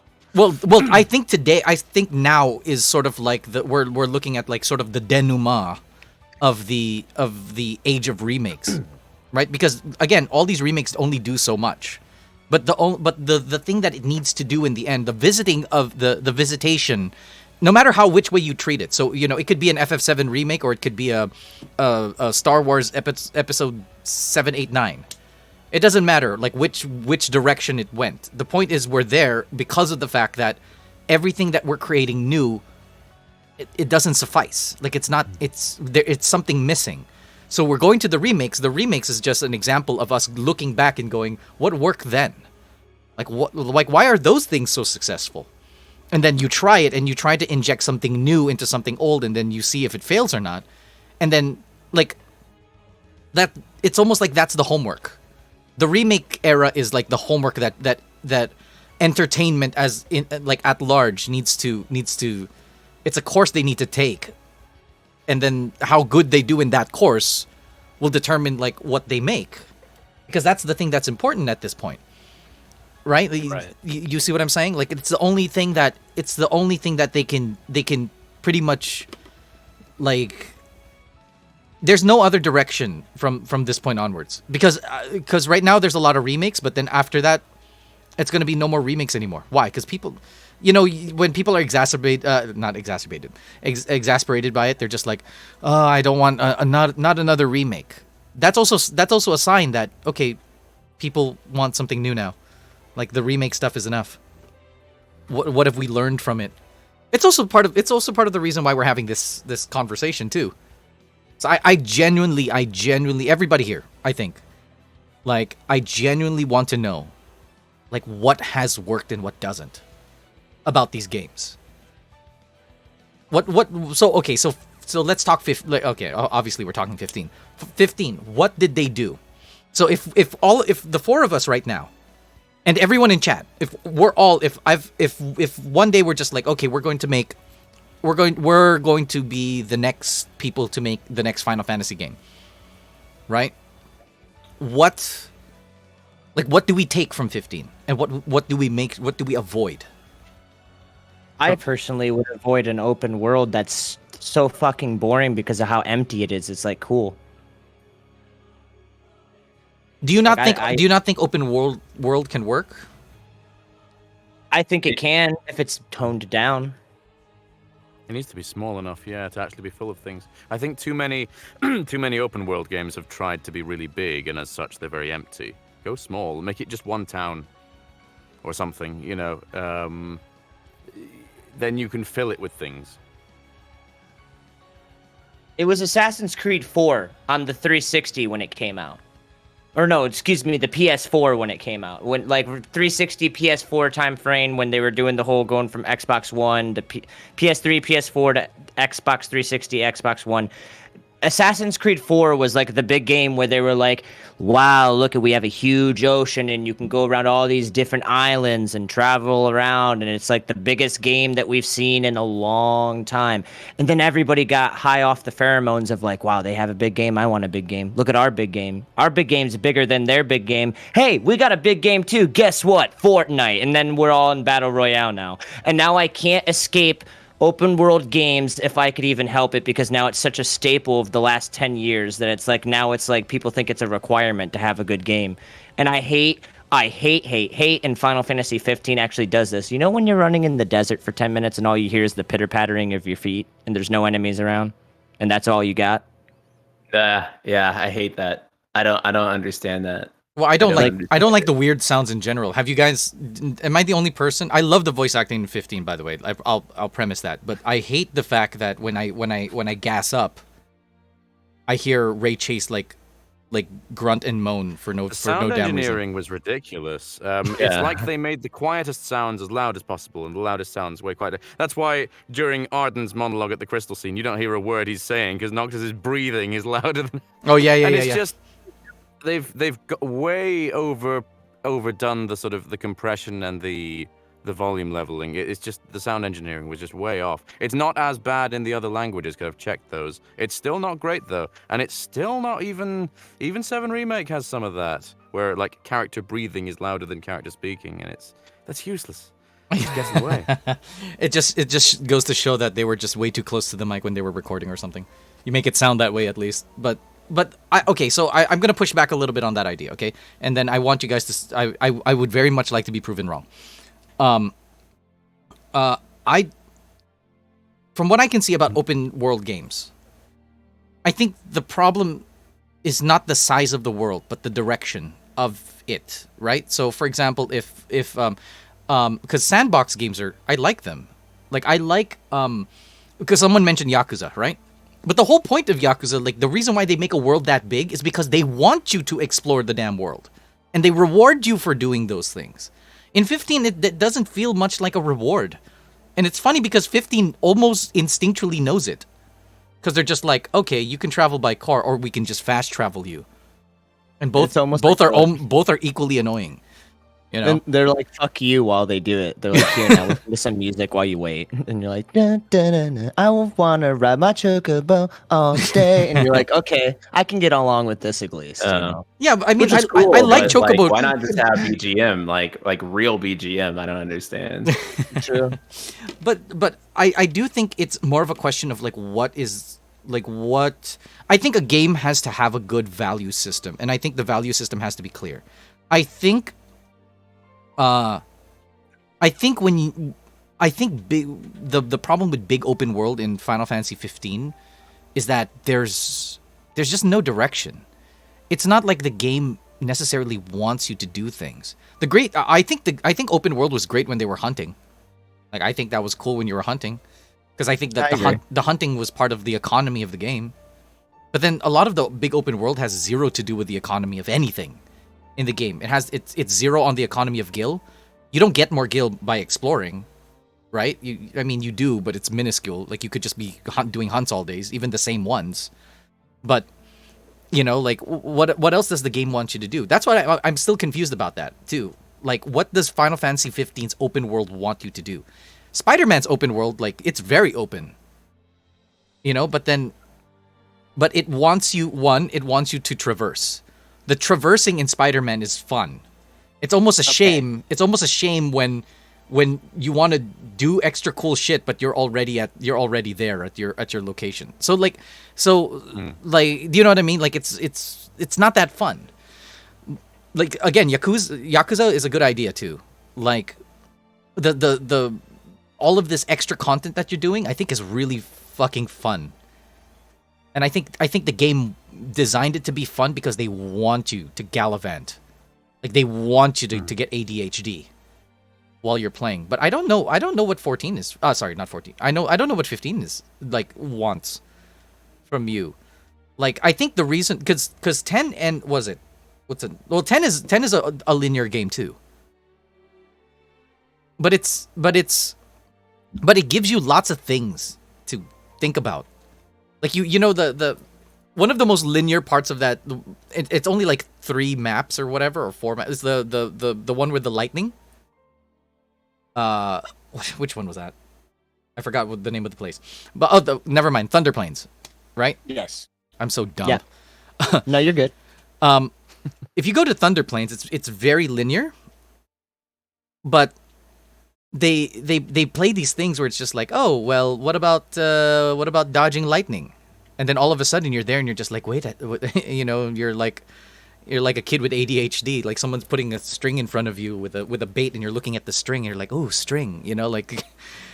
I think that does well. I think the reason why 13 doesn't its linearity doesn't work is because it's very like one point to another.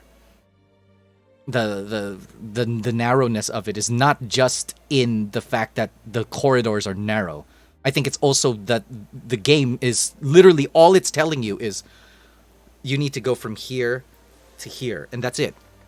In 10, that's not it. Yeah, there's nothing to explore in the environment in 13. Or it doesn't even tell. It doesn't even tell you. Really interesting is the backgrounds. Yeah. 10's linearity is my favorite linearity, because I feel like the plot was paced and the environments changed enough that I didn't get bored of them.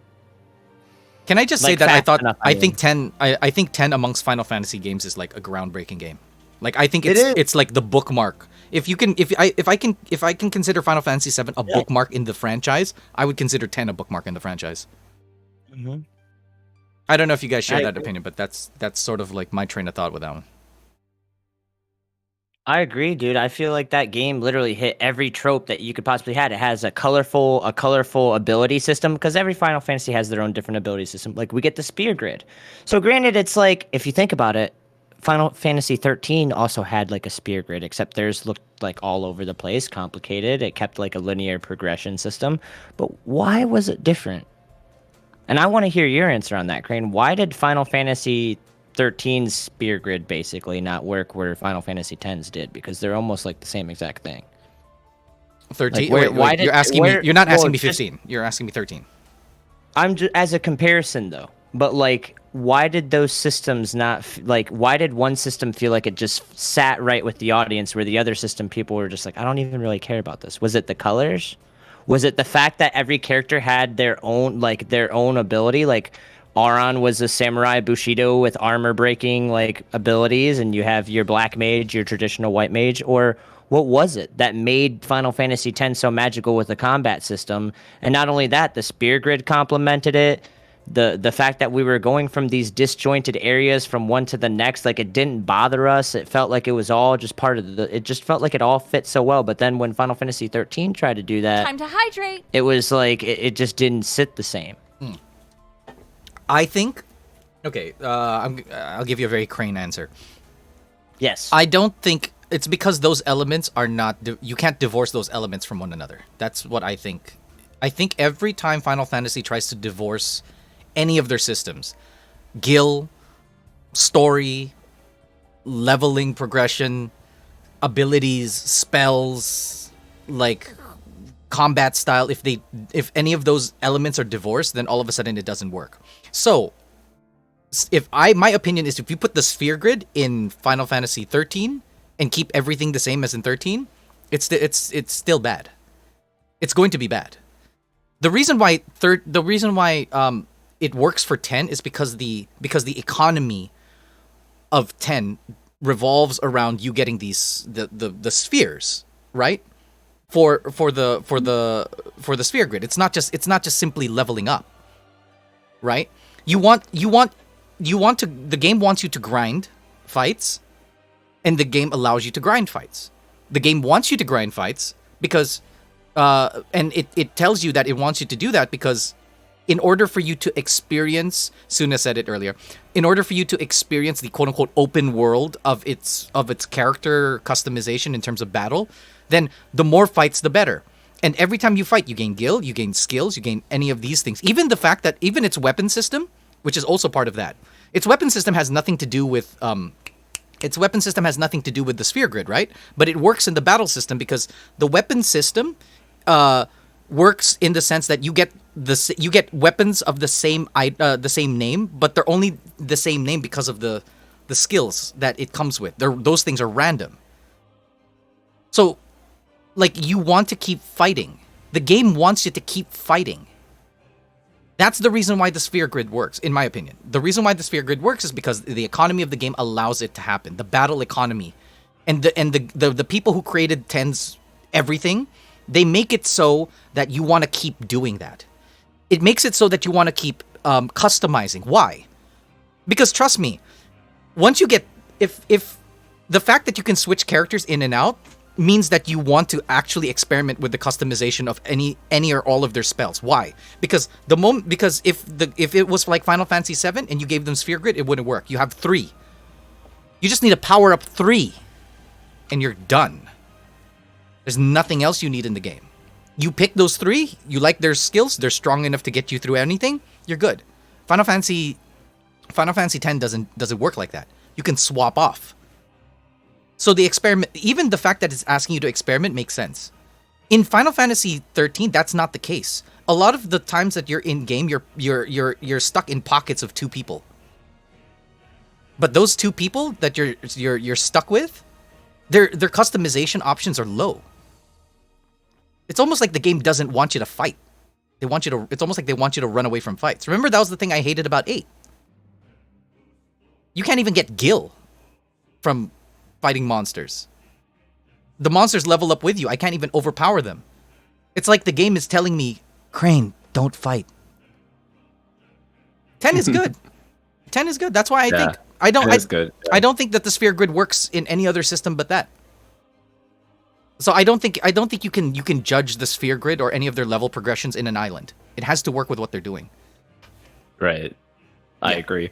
Sorry, Here's again, another another long tangent, a long thing, but Yeah. I think that, you know, when it comes to Final Fantasy, there's sort of this idea that Final Fantasy is really about constant experimentation. And I actually really disagree with that. That's like a super popular notion, but it's actually not true. Final Fantasy 1 through 10, like you mentioned, Ferren, like they have it's a very specific formula that is used from 1 through 10.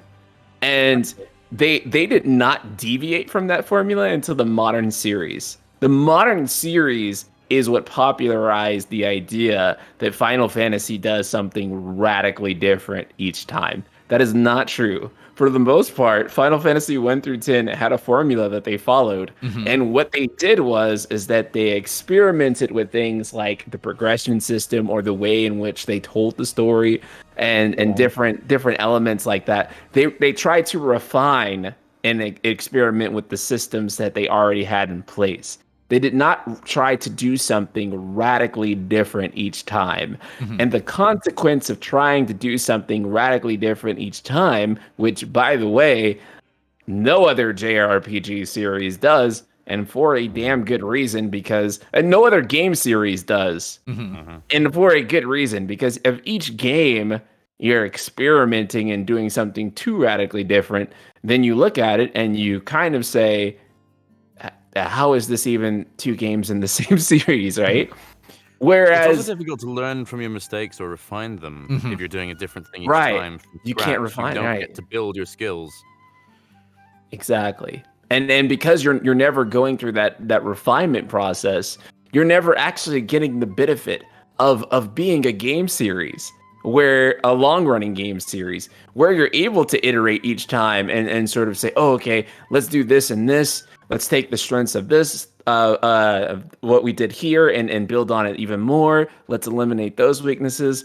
They can't even do that anymore because each time they come up with a radically different combat system, and so they can't improve on the combat system that they had last time. They develop a radically different way to explore the world, so they can't improve on exploration from the way last time was. And so Final Fantasy really just has like this crazy identity crisis where it's trying all these things and it just genuinely does not know it works, and it's just throwing shit at you. It just keeps throwing shit, and they keep trying to find what will stick. And, Oh my god, yeah. and yeah, they keep trying to find what will stick, and they don't know what will stick. And I think 15 was sort of that low point where they were just like, dude, let's just ask the fans like what they think we should, because we really don't know. Oh my god, like we don't know what how this is supposed to work. So we just know that we can't go back to the old school turn-based formula. But the fact of the matter is that if you look at Final Fantasy 4 or then you look at 6, and then you look at 8, or then you look at 9, or whichever ones, or you look at 10.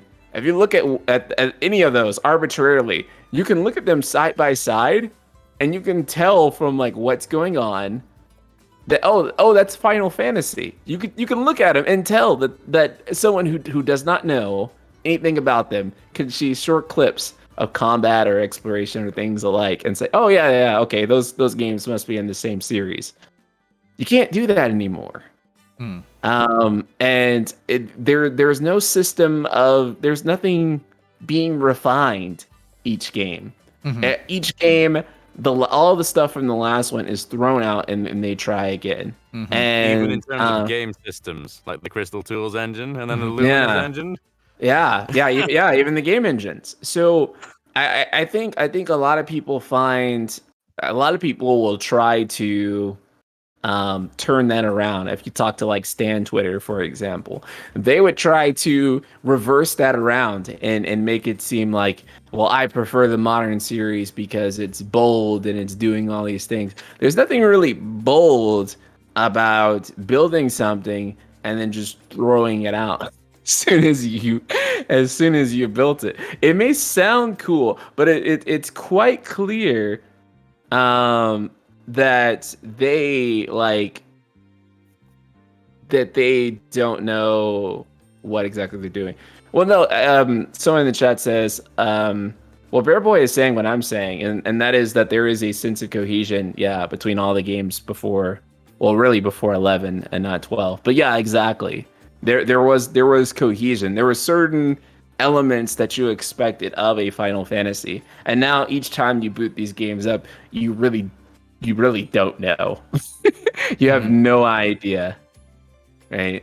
So I don't know. And there's no other JRP, or there's no other game series that does this, and it's just for a good reason, because it's not a good idea to throw all your systems out as soon as you're done with them. Oh my gosh, yeah, it is frustrating because, like, at least with the older games, you at least knew for a fucking fact that in the bottom left-hand corner there was going to be an attack, a magic, and an items option. And then anything else after that, you're like, fine, I'll learn whatever else you got for me. But at least there, you were comfortable, because that's mainly the main part of the game. Because like you're like, oh, I have experience at least with the attack, magic, and items menu. But let me now learn the materia system, or the spear grid, or this. Then that's where you can have some fun with that little part over there. But like when I'm logging on, like, you know, like Prince said, it's like when I'm logging on and like the last game I played had one complete system, and then this game has like a completely irrelevant system that has nothing to do with the previous one before it. I mean, it can be, if they hit it right, it can be great, but it just doesn't feel like they've hit it right. Well, I think it's based on criterias, though. Because, for example, okay, like you look at 8, right? And in 8, in terms of battle and economy, they completely fuck that up, right? Because their economy is so shit. And I say that as a big Final Fantasy, like, 8 fan. Do you see that on my wall? See that? Right. Yeah. Like, I'm a super big fan of 8. But I know very well that its system, its junction, all of that stuff, crap. Because it just doesn't work as an overall system. But I think because what 8 did was it tried to push storytelling more. So it's almost like they have like these elements, like this. There's storytelling, and there's gameplay, and there's this, and there's world, and then graphics, and they have all of these things, and they're all like, sometimes they take a step up here, and then sometimes they take a step back here, and then they start racing again. And I think the problem that you have with the thing is, I'm a big defender of 12, so I'm not the person to talk to about 12. But I think one of the big reasons that the big problems you have with 13 was, again, that one is a very, very big departure. I think 12 is, in some senses, actually quite forgivable in the sense that it's not. It's to me, I look at it like it's an Evilise thing. So if you said like, oh, you know, well, 12 is like Final Fantasy Tactics 3, I'd be like, oh, okay, it's like Vagrant Story 2. I concur. I liked 12 system. I concur because I think the Evilise thing makes itself like one of those, the exception to the rule kind of deal. Yeah, so if you're just like, oh, well, that's Dragon Quest. Oh, okay. Oh, it's Chrono. Oh, okay. Or it's Xenosaga. Oh, okay. Like if you look at it like it's its own series, then it feels better. But that's why, like I said this earlier, that I said that, oh, you know, when they made 13, I wish that the next games they made were all just like kind of like 13. But they were just getting better at them. Because that was sort of the climb that you had. The reason why I think 7 and 10 are bookmarks on those is because these were the ones where they took certain liberties, and they had to take certain liberties because the technology was so upgraded that it's one of those things where you're just like, if characters are now 3D, and then now there's voice acting, and then your system is more powerful, like it's almost by definition that you have to experiment. Where everything is basically an experiment, because you know there's nobody's on the forefront of anything. So and Final Fantasy is the forefront. So they can't look down and be like, I wonder what they're doing. You know, they can't look to their sides because they're like, well, there's no one else here. So it's kind of that. But yes, I do think that's what's going on. I think 14 does a very, very good job of that. I can't think of a final. It's funny because I have a hard time thinking of a Final Fantasy that's more Final Fantasy than 14. In many aspects, Final Fantasy. It is like the yep. So, and I think that's the Superman of Final Fantasy. Superman. It's what FF9 was before, where people were just like, I don't know, like 8, like if you played 7 and 8, there's no dissonance, right? You have no problem if you played 7 to 8, from 7 to 8. But if you played like from 5 to 6, no problem. 4 to 5, no problem, right? None of that stuff is a problem. But then when you go from 6 to 7, you're kind of like, oh, that's different. And then when you go from 6, 7, and 8, then all of a sudden you're at 8. You're like, what the fuck is this? And then you go back to 9, you're just like, oh, okay, they still remember who they are. I think in all of these quote-unquote experimentations, I think Final Fantasy 14 is that, to me. Like, that's what Final Fantasy 14 seems like to me, is like, it's like when you, like, all of us right now, we're just like, I don't know what fucking Final Fantasy is anymore. And then you play 14 and you're just like, oh, okay, that's what Final Fantasy is like. And they're so rich with references, they're so rich with nostalgia and all of those things, and you know they essentially didn't need to remake anything, and that's nice. The references are cool too, so cool. Like well, Master they weave Matoya. them. Yeah, like Master Matoya. Okay, I and the thing is, I accidentally spoiled myself because of something I saw on Twitter, so I know what happens. I'm not gonna say anything else than that. But the fact that you see old lady Master Matoya, I freaked out. I was like, is that old lady Master Matoya from Final Fantasy 1, but like they're like referencing her in this game? Like they reach all the way back to Final Fantasy 1. They have a whole raid that is about Final Fantasy 3's Crystal Tower run, and even you get to go through the labyrinth. No, like, no, with 3, no, it's not even there. Like, it's not like, let me tell you, man, like, have you seen Shadowbringers, the trailer for Shadowbringers, right? You should, because it's you have the game, so it plays, right? But if you play it and you're listening to Soken's music, and then you hear you actually hear them insert Final Fantasy 3's music into it when the Crystal Tower comes, and oh, dude. I was watching it with like my friends, and then when that song, because I played 3 and they didn't, and when that song came out, I'm just like, oh, that's Final Fantasy 3. That's Crystal Tower. It makes playing 14 so much more magical when you played the other ones, because then you're like, oh my god, I got that reference, and I got that reference, and that one. And it's like a Final Fantasy theme park of references just thrown at your face. 100%. It's like a theme park for Final Fantasy. Yep. Oh my god. There's like, so many that I don't even think I can like really even get all of them, because it'll be like something like oddly specific. Like so oddly specific. Like for example, like I'll tell you something like well you won't know about this one because it's in Shadowbringers, but Artbert has like this pet, and the pet's name was Seto. And the whole time I'm just thinking, oh, okay, Seto. But I wasn't thinking like, oh, this is actually a reference to Seto in Final Fantasy VII, the Naki's father. I wasn't even thinking, or like or like in Stormblood when there's Doma, and I wasn't even thinking, oh yeah, this is a reference to Doma from Final Fantasy VI. Doma, and there's Doma Castle. It's like, oh yeah, of course. Like that's a reference to Final Fantasy VI's Doma Castle, right? Oh, it's even big. It's even better than that. You know, Doma's king, like the king before Hien, right? His name is Kayan. Yeah, and then also and Kayan him having yeah, Kayan is FF6. Like Hien's theme, yeah, which is like the same, yeah. So it's crazy. Yeah, because people, and I'm glad because that sort of sums that up. Everyone's like, Cyan. I'm like, no, it's Kayan. They're like, no, Cyan. I was like, nope, it's Kayan. You hear that? Yeah. But, no, but it's, God, man. I don't want this. That's one thing that I was so afraid of, too. Like, when, like, inviting you here, because I'm just like, oh, man, if we go into a 14 tangent, shit. I'm so, no, first, I do need to say, though, like, when, because we've been watching you for a while. And the moment you started playing 14, like the expansions, because you played 1, right? Like when you started playing that and you were starting to speak highly of it, like in my head, I'm just like, oh, thank God, he's part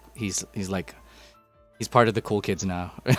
I'm just like, Yeah. welcome to the family, bro. Like, it felt good. It felt good because I've been playing Final Fantasy 14 ever since its expansion, and like to see like when you would not talk about it and I want to talk about it, and I'm just like, who's gonna talk? Is TheNightSkyPrince talking about it? No, he's not. It's like, okay. Yeah. Like it made me sad. But now seeing you play it now, I'm just like, Hey, Yeah, one none of moment. Everybody join our free company on Final Fantasy 14. I've been like on a furious like recruiting campaign. Okay. So, the Garland Embassy on Final Fantasy 14. We're in the fairy world. We're in the fairy world in the Aether server. I'm serious. Like, get over there right now. You want to play with some people? Join our guild. We're gonna take over the world. Okay. How about give us a There. follow or a like or something first, and then we can invite them over. Yeah. But you were saying, sorry. Damn, what was it? Oh yeah, I was gonna say that none of the major Final Fantasy channels actually covered 14, and that actually made me.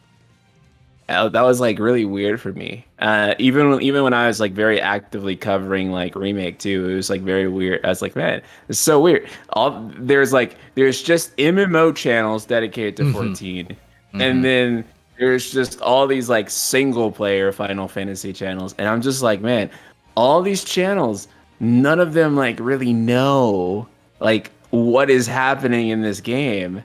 And then as I'm starting to play it like right now, and I mean, I'm friends with like all the like Final Fantasy content creators for the most part, and so I'm like, I'm telling them like, hey, you guys really got to play this. And so some of them have been on it and are getting on it. So I'm really excited to see more of them try to talk about 14. But yeah, it's so weird because a lot of the single player only will never touch 14 just because it says MMO. I guess what they're thinking like 14 is like they're thinking that it's probably something story wise like World of Warcraft where like the story is like between the details or in the lore book or something like that. But instead it actually just plays out like an actual Final Fantasy story. And I don't think that they really realize that no, it's like actually a Final Fantasy story, and it's actually really good. In fact, it might be one of the best stories that the series has ever like come out with, especially like once you get the Shadowbringers, right? And so it's just like, but man, they really just don't know. And so I've kind of made it my prerogative to tell the people, because there's so many like core Final Fantasy fans that just look at it and think it's an MMO, so it's not going to offer me the Final Fantasy experience. The Final Fantasy experience. And honestly, I feel like I've gotten more of what I come to expect from Final Fantasy than from 13, 15, and controversially enough, 7R, and like all of them combined, really. I feel like I've gotten more of what I call the Final Fantasy experience from 14 alone than all of those games combined, really. I mean, I'm not going to argue with that. Me neither.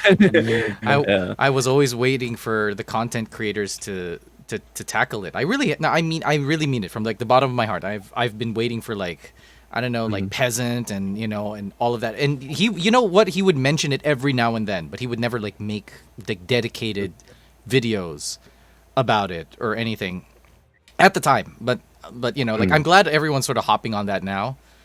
And I think it's also smart for them to do that because 16 is coming out. If it's almost like you play 14 for the research. If you want to tackle anything in 16. Not that I'm not saying that they're the same. I'm saying that they're just related in terms of the production team.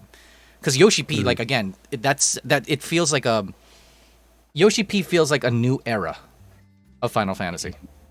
It really does. It really does. Asuna here as, does every expansion actually end? Like you finish Heavensward and you be like, oh, that was a good game. Then the new one comes out and it's like part 2. Yeah, so basically each expansion it's a continuing story, but each expansion is also sort of its own story. And so you play Heavensward, and that is like it's very very much like its own story with like within the world.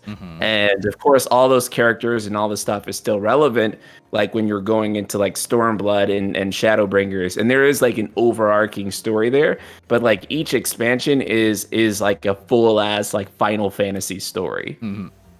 And you get one of those every 2 years. Something that you're not in the mainline series, that just ain't gonna happen, right? So so basically you get like a full 40-hour story every 2 years. Sudamon's now saying, so you don't get to end of what, and you have left with questions waiting on new and assault. They answer the big questions, right? But then they'll have like a new mystery happening in the background, and then that's supposed to lead into like the next expansion. That's basically how it has. So they'll do something like the major story arc ends for that expansion, but then they'll like reveal in the background that like a villain that you thought you defeated is actually like still alive or something like that, and then they'll start playing off on that. And then through the patches, they'll like arbitrarily, like let's just say they might reveal how that villain survived or something, or add to the mystery in it, and then you'll find out about what actually happened in the next expansion. It's like kind of what I thought. Yeah, it's like a telenovela, but for Final Fantasy. Right. And so each expansion is like its complete story arc, and it gives you like a hook that goes into the next one. So it isn't 15. Yes. I think that they've actually, come to think of it, they do seem like the polar opposites at this point. Like 14 and 15.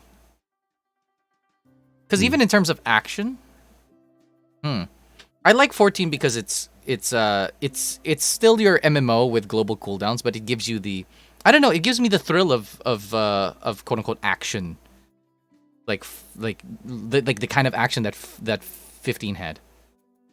We never even got to talk about like battle system or anything like that.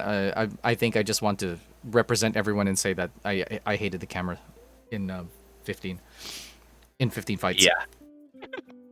God, it's horrible. And I know that's actual representative. Fighting a swarm of bees was the worst thing in that game.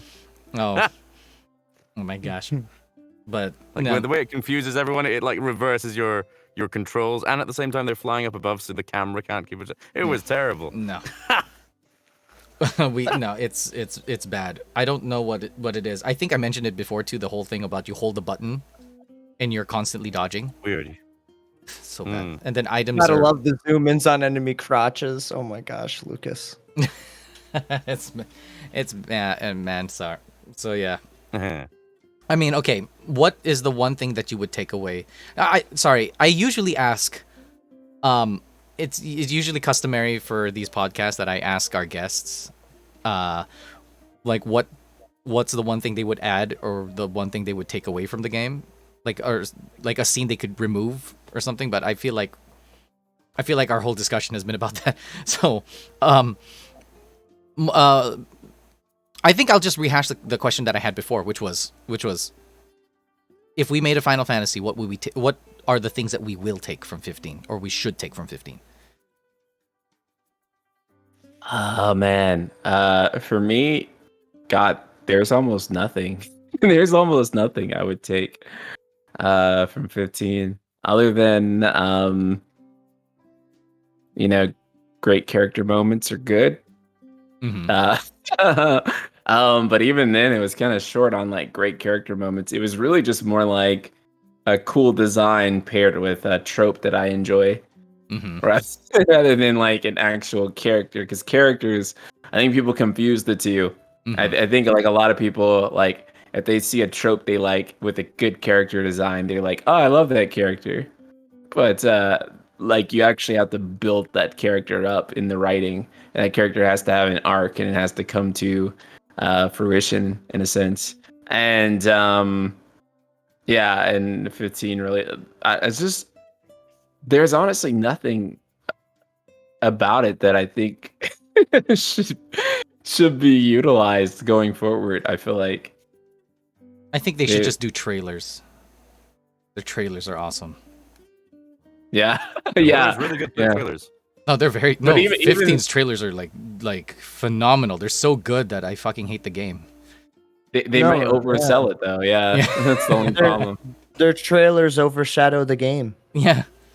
Or better yet, I'd take the what is it? Or better yet, I'd take the trailers and what I wanted it to be. Dogs are better than cell phones. That's a good takeaway. That's a good way to summarize this whole thing. Yes. I think something interesting about 15. It has a groundedness to the characterization, and they were kind of aiming for this.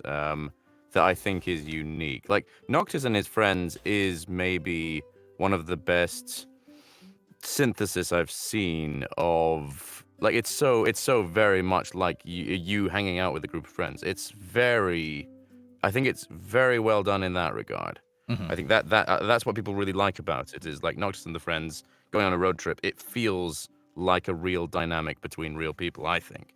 So I think that's something that it does uniquely well is how grounded it is. It doesn't. The friendship is completely detached from any storytelling, but the friendship is unique in that regard. I think that's something they did very well. Oh, actually, you know what, Steven? And then have a fabulous villain as always. Oh, sorry. Sorry. I just wanted to say, I think that's exactly. I think you're exactly right. When I played Final Fantasy VII Remake, I think that was the thing I hated about it. I thought it went backwards in terms of like character, like off cutscene dialogue. Because Final Fantasy 15 like had great 15 has so much ambient, like there is so much dialogue in that game. I think I've played all through it twice, and I probably still haven't heard all of it. Like the little comments that they make when they walk past a particular area. If you've got a quest that you haven't done yet, they'll comment on that and say, "Oh, that was a thing we were supposed to do," or "Look at that thing," and the way that Prompter wants to go around taking pictures of things, and like it's so detailed. For me, the thing that makes 15 is the details. That's why all the discussion about the big picture of it has been negative because I think it fails at all of that. But the details, the facial expressions, the little moments, I think, and the implications are, I think, amazing. And that's why I like it so much. That's true. It's all the stuff that it's the little expressions that people make. The fact that Arden only shows his demonic face to Ignis when he's blind. That's so funny. It's a little detail in there that the guys are off to the side. Arden only shows his face to Ignis when Ignis cannot see. And it's little details like that you only notice when you look back through the cutscenes and go, oh my goodness. So for me, it's just full of these gems. So it's something like 15, I think, does uniquely well, is it just has so many little cinematic details, but it's like their finesse on top of something that is very lacking. Yeah, so it's very odd. It's like the details are great, but the big picture isn't. Yeah, so I think it's the level of resolution to which they were scoping out the game. They were working very close up, very nicely, and it's like when you do a drawing and you go into absolute fine detail and render every little bit, and then you zoom out and the anatomy is completely wrong. Mm-hmm. And it's very easy to do that in a drawing. That's good because that is something I want to see more. So I think you do have a point there. Because I can only stand. I love Tifa. Like I'm a very big fan of Tifa, which doesn't make me very special. But but I did get tired of her saying "Got it, coach." Like because that like the moment she said that like twice, I was like, okay, well the RNG like ran out. Like I've listened to literally everything she says off of battle. So that's true. I think that is good. I think that is good. Maybe Final Fantasy 7 Remake should take note on that. I saw a Twitter thread. Sorry, just briefly. I saw a Twitter thread of people like catching all these little extra animations that people haven't even seen before in battles. The way that characters pat each other on the back, and just all these organic details that are so easily missed. It's ridiculous. It's ridiculous how much love has been put into details that no one will ever see, unless they hyper focus in. Well, you can't. Weird. Well, I mean, that's Final Fantasy 15's fault, honestly. I'm not charitable when it comes to that part because they make it random. So when you blindside attack an enemy and that's when the team up stuff happens, you can't even summon it. Speaking of summon, you can't even summon summons. Like they have to come when they want to. Yes, when they feel like showing up. And I can't even look if you're gonna tell me that it's RNG when they show up. At least allow me to pick them. At least allow me to choose which eye candy or which kind of epilepsy am I getting. Titan never showed up in my game at all. He was Me never neither. someone that No, he's the rarest one. So yeah. I don't know what the conditions are. Yeah, I know. Like considering how much we drive all over the ground and stuff. But yeah, we are going to wrap up for tonight. Like man, you have no idea how good this was. Yes, guys, I turned on the redeemables again, so you guys can spam redeems if you like. Except for the Crane Sing one. I don't know if because if you invoke that one, then TheNightSkyPrince is gonna have to sing. And that won't go well. And we didn't pay enough money for that, so I'm just kidding. No, he really came here and he really wanted to talk to. There you go. There now. All right, now NightSkyPrince can also Senpai, look at our. notice me. Yeah, those things. Yes, you guys went for the depraved ones. But okay. the depraved ones. Yeah, you went for the depraved ones. I changed my background just for you too, because this is new. This is great, actually. Yeah. Yes, I have. I actually went into the game of Dissidia NT and took this. Blah blah blah. Yeah, I was about to say this looks. I can tell from like the crystal. For the crystal. That's all. Yeah. Yep. There. Now everyone's spamming shit. So yeah, thank you so much. The top of the. Question before we all end, pretty much. Are you interested in doing this again sometime? Yeah, sure. Time to hydrate. Absolutely, I'd love to. I hope you had fun. Just let me know. I hope I had a blast. No, they all say Glorious. that, and then they never talk to me again. Shut up. They block me No, on we Twitter. do. I'm kidding. No, we definitely will. Gosh. Okay. Because I know I'm reserving 14-day for you. Please. I'm definitely please. reserving 14-day for you. You have to. Could you do me a favor though? Dilly-dally, If on that day, shilly-shally. could you find a 14 hater, so that we can Wait, so we wait. can be juicy about. I'll try. I'll try. Can I make I a don't request? really know anyone who like really hates it though. Oh, What's get it? it? Yeah, Ferren? Can I make a request? Oh yeah, what is it? Can when we do the 14 podcast, can we just like in the background have our characters actually just chilling in the real fuck world? yeah! I'm gonna have like be your great. character. I'm gonna have Ultima. Yeah, that's like can we actually just like as the background? Because I'd be so Yeah, excited. no, dude, I'll let them run around in the background and shit. No, we dude. could even do it at a. No, we do can. it We at can. our- Again, we can even be like, we can just hang out on fucking like Costa del Sol in Limsa, bro. Like let's just all go to the same server and just chill out. No. Yes. I'll turn off the UI and they could be our background, and then every now and then we'll move our characters or we'll emote or some shit, whatever. But yeah. Oh yeah, and Not interested. Prince, if you do want to make Ultima Chan like a little mascot, just let me know. Just hit me up, please, bro. yeah. Awesome, yeah. Because I was like, man, this is such a great idea. Yeah, I love it. Yeah. Yep. So, oh yeah. Just for the chat, before we end, I'll give you guys a freebie. Which outfit did you guys want for Sue? Like, what outfit? One, what outfit are you guys requesting? I'll get the one that's most requested. And two, I'll change your outfit now. Try another take. So pick one while we all do our exit speeches. Tigress is like Gaius Van Balesar. You're not even gonna say her face.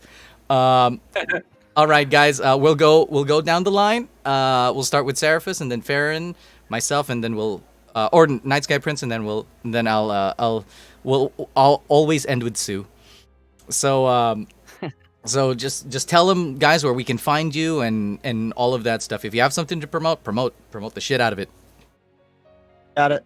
So Sarifus. All right, yeah. So I'm Sarifus on Twitter, Sarifus, and yeah, I do voice acting for video games and anime. I've currently been in Sleepy Princess in the Demon Castle and Dungeon Boonies, and other stuff coming out soon. So yeah, that's that. All right, Ferren.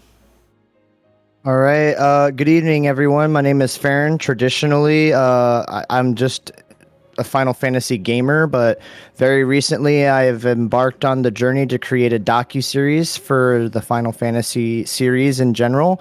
The goal of the series is to tell the story of these Final Fantasy games, how they came to be and what they mean, not just in a typical video where we talk about plot and stuff like that, but we actually explore meta narrative. We explore what happened in real life with like the creators and what the decisions they were making while they were coming up with some of these creative decisions. So if you guys are interested in any of that, feel free to follow my Twitch channel. Feel free to hang out with me. Sometimes I'm just playing video games, to be honest, and we'll just have a day where we're all just hanging out and chilling. So if you guys like that sort of thing, feel free to check out my channel. I also do voice acting, and I'm partnered up with good old Dr. Crane here. And sometimes we do cool voice acting stuff. So if you guys like all that stuff, check it out. All right, and then our invaluable guest. I don't do social media. No, I'm just playing. Base. You can find. They should, you just turned into Night Sky King, bro. Just by saying that. I know, right? Like, what's a podcast? You guys can find me on YouTube, TheNightSkyPrince. You can find me here on Twitch, also TheNightSkyPrince. Who would have thought? And you can find me on Twitter at NightSkyPrince _. And the reason it can't be the NightSkyPrince or at NightSkyPrince is because some jackass took at NightSkyPrince, and the NightSkyPrince is like one character over. So I could only be the NightSkyPrince or Prink, basically, or something like that. So I had to go with NightSkyPrince _, which is the worst compromise of my life. Damn. But we did. Especially because the person who owns at NightSkyPrince, it's a completely blank account with nothing on it. Oh no, dude. They want you to buy it off of them. Yeah. Sabotage. Damn. Yeah. All right. Well, I mean, you're on my channel, so this is Crane. Well, I don't play video games on Twitch, which is weird, right? I don't play video games. All I do is work on Echo S, which is a voice acting mod for Final Fantasy 7. We're also going to do Final Fantasy 8 and maybe Final Fantasy 9. But, priorities first. 7, and then we'll go to 8. Every Friday we do podcast. So next week, if you want, you guys can join us. We're going to talk about Final Fantasy 10. We talked a little bit about here, but I have a lot of opinions about, well, literally anything under the sun, really. And we try our best to get like the best guests we could that I can muster. I'm so glad that you came to join us, man. Like it's really a blessing. Man. It's really a blessing. I love being here. I love it. I hope you like our discussions and everything. Oh, it's great, fantastic. And I hope you like Sue. So I love Sue. I'm like madly in love. Good. She's done it again, boys. She's done it again. Yeah. She's done it again. All right, I'll leave you guys with Bikini Sue. Ready? And bam. There we go. That's a big one. That's a favorite. All right. With that, we are going good night. I might not stream this weekend because I'm overhauling the channel. It's my first month, so I'm going to change up everything. You're going to see new backgrounds, you're going to see new like emotes and redeems and everything, and you're just going to get like a lot of Sue and stuff. And maybe one of these days we'll get another Night Sky Prince. Again, thank you so much for gracing our presence. Guys, this is good night, so bye guys. Sue, take it away, Sue. Sue, take it away.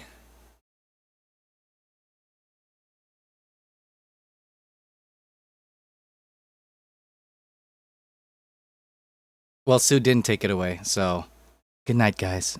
Bye.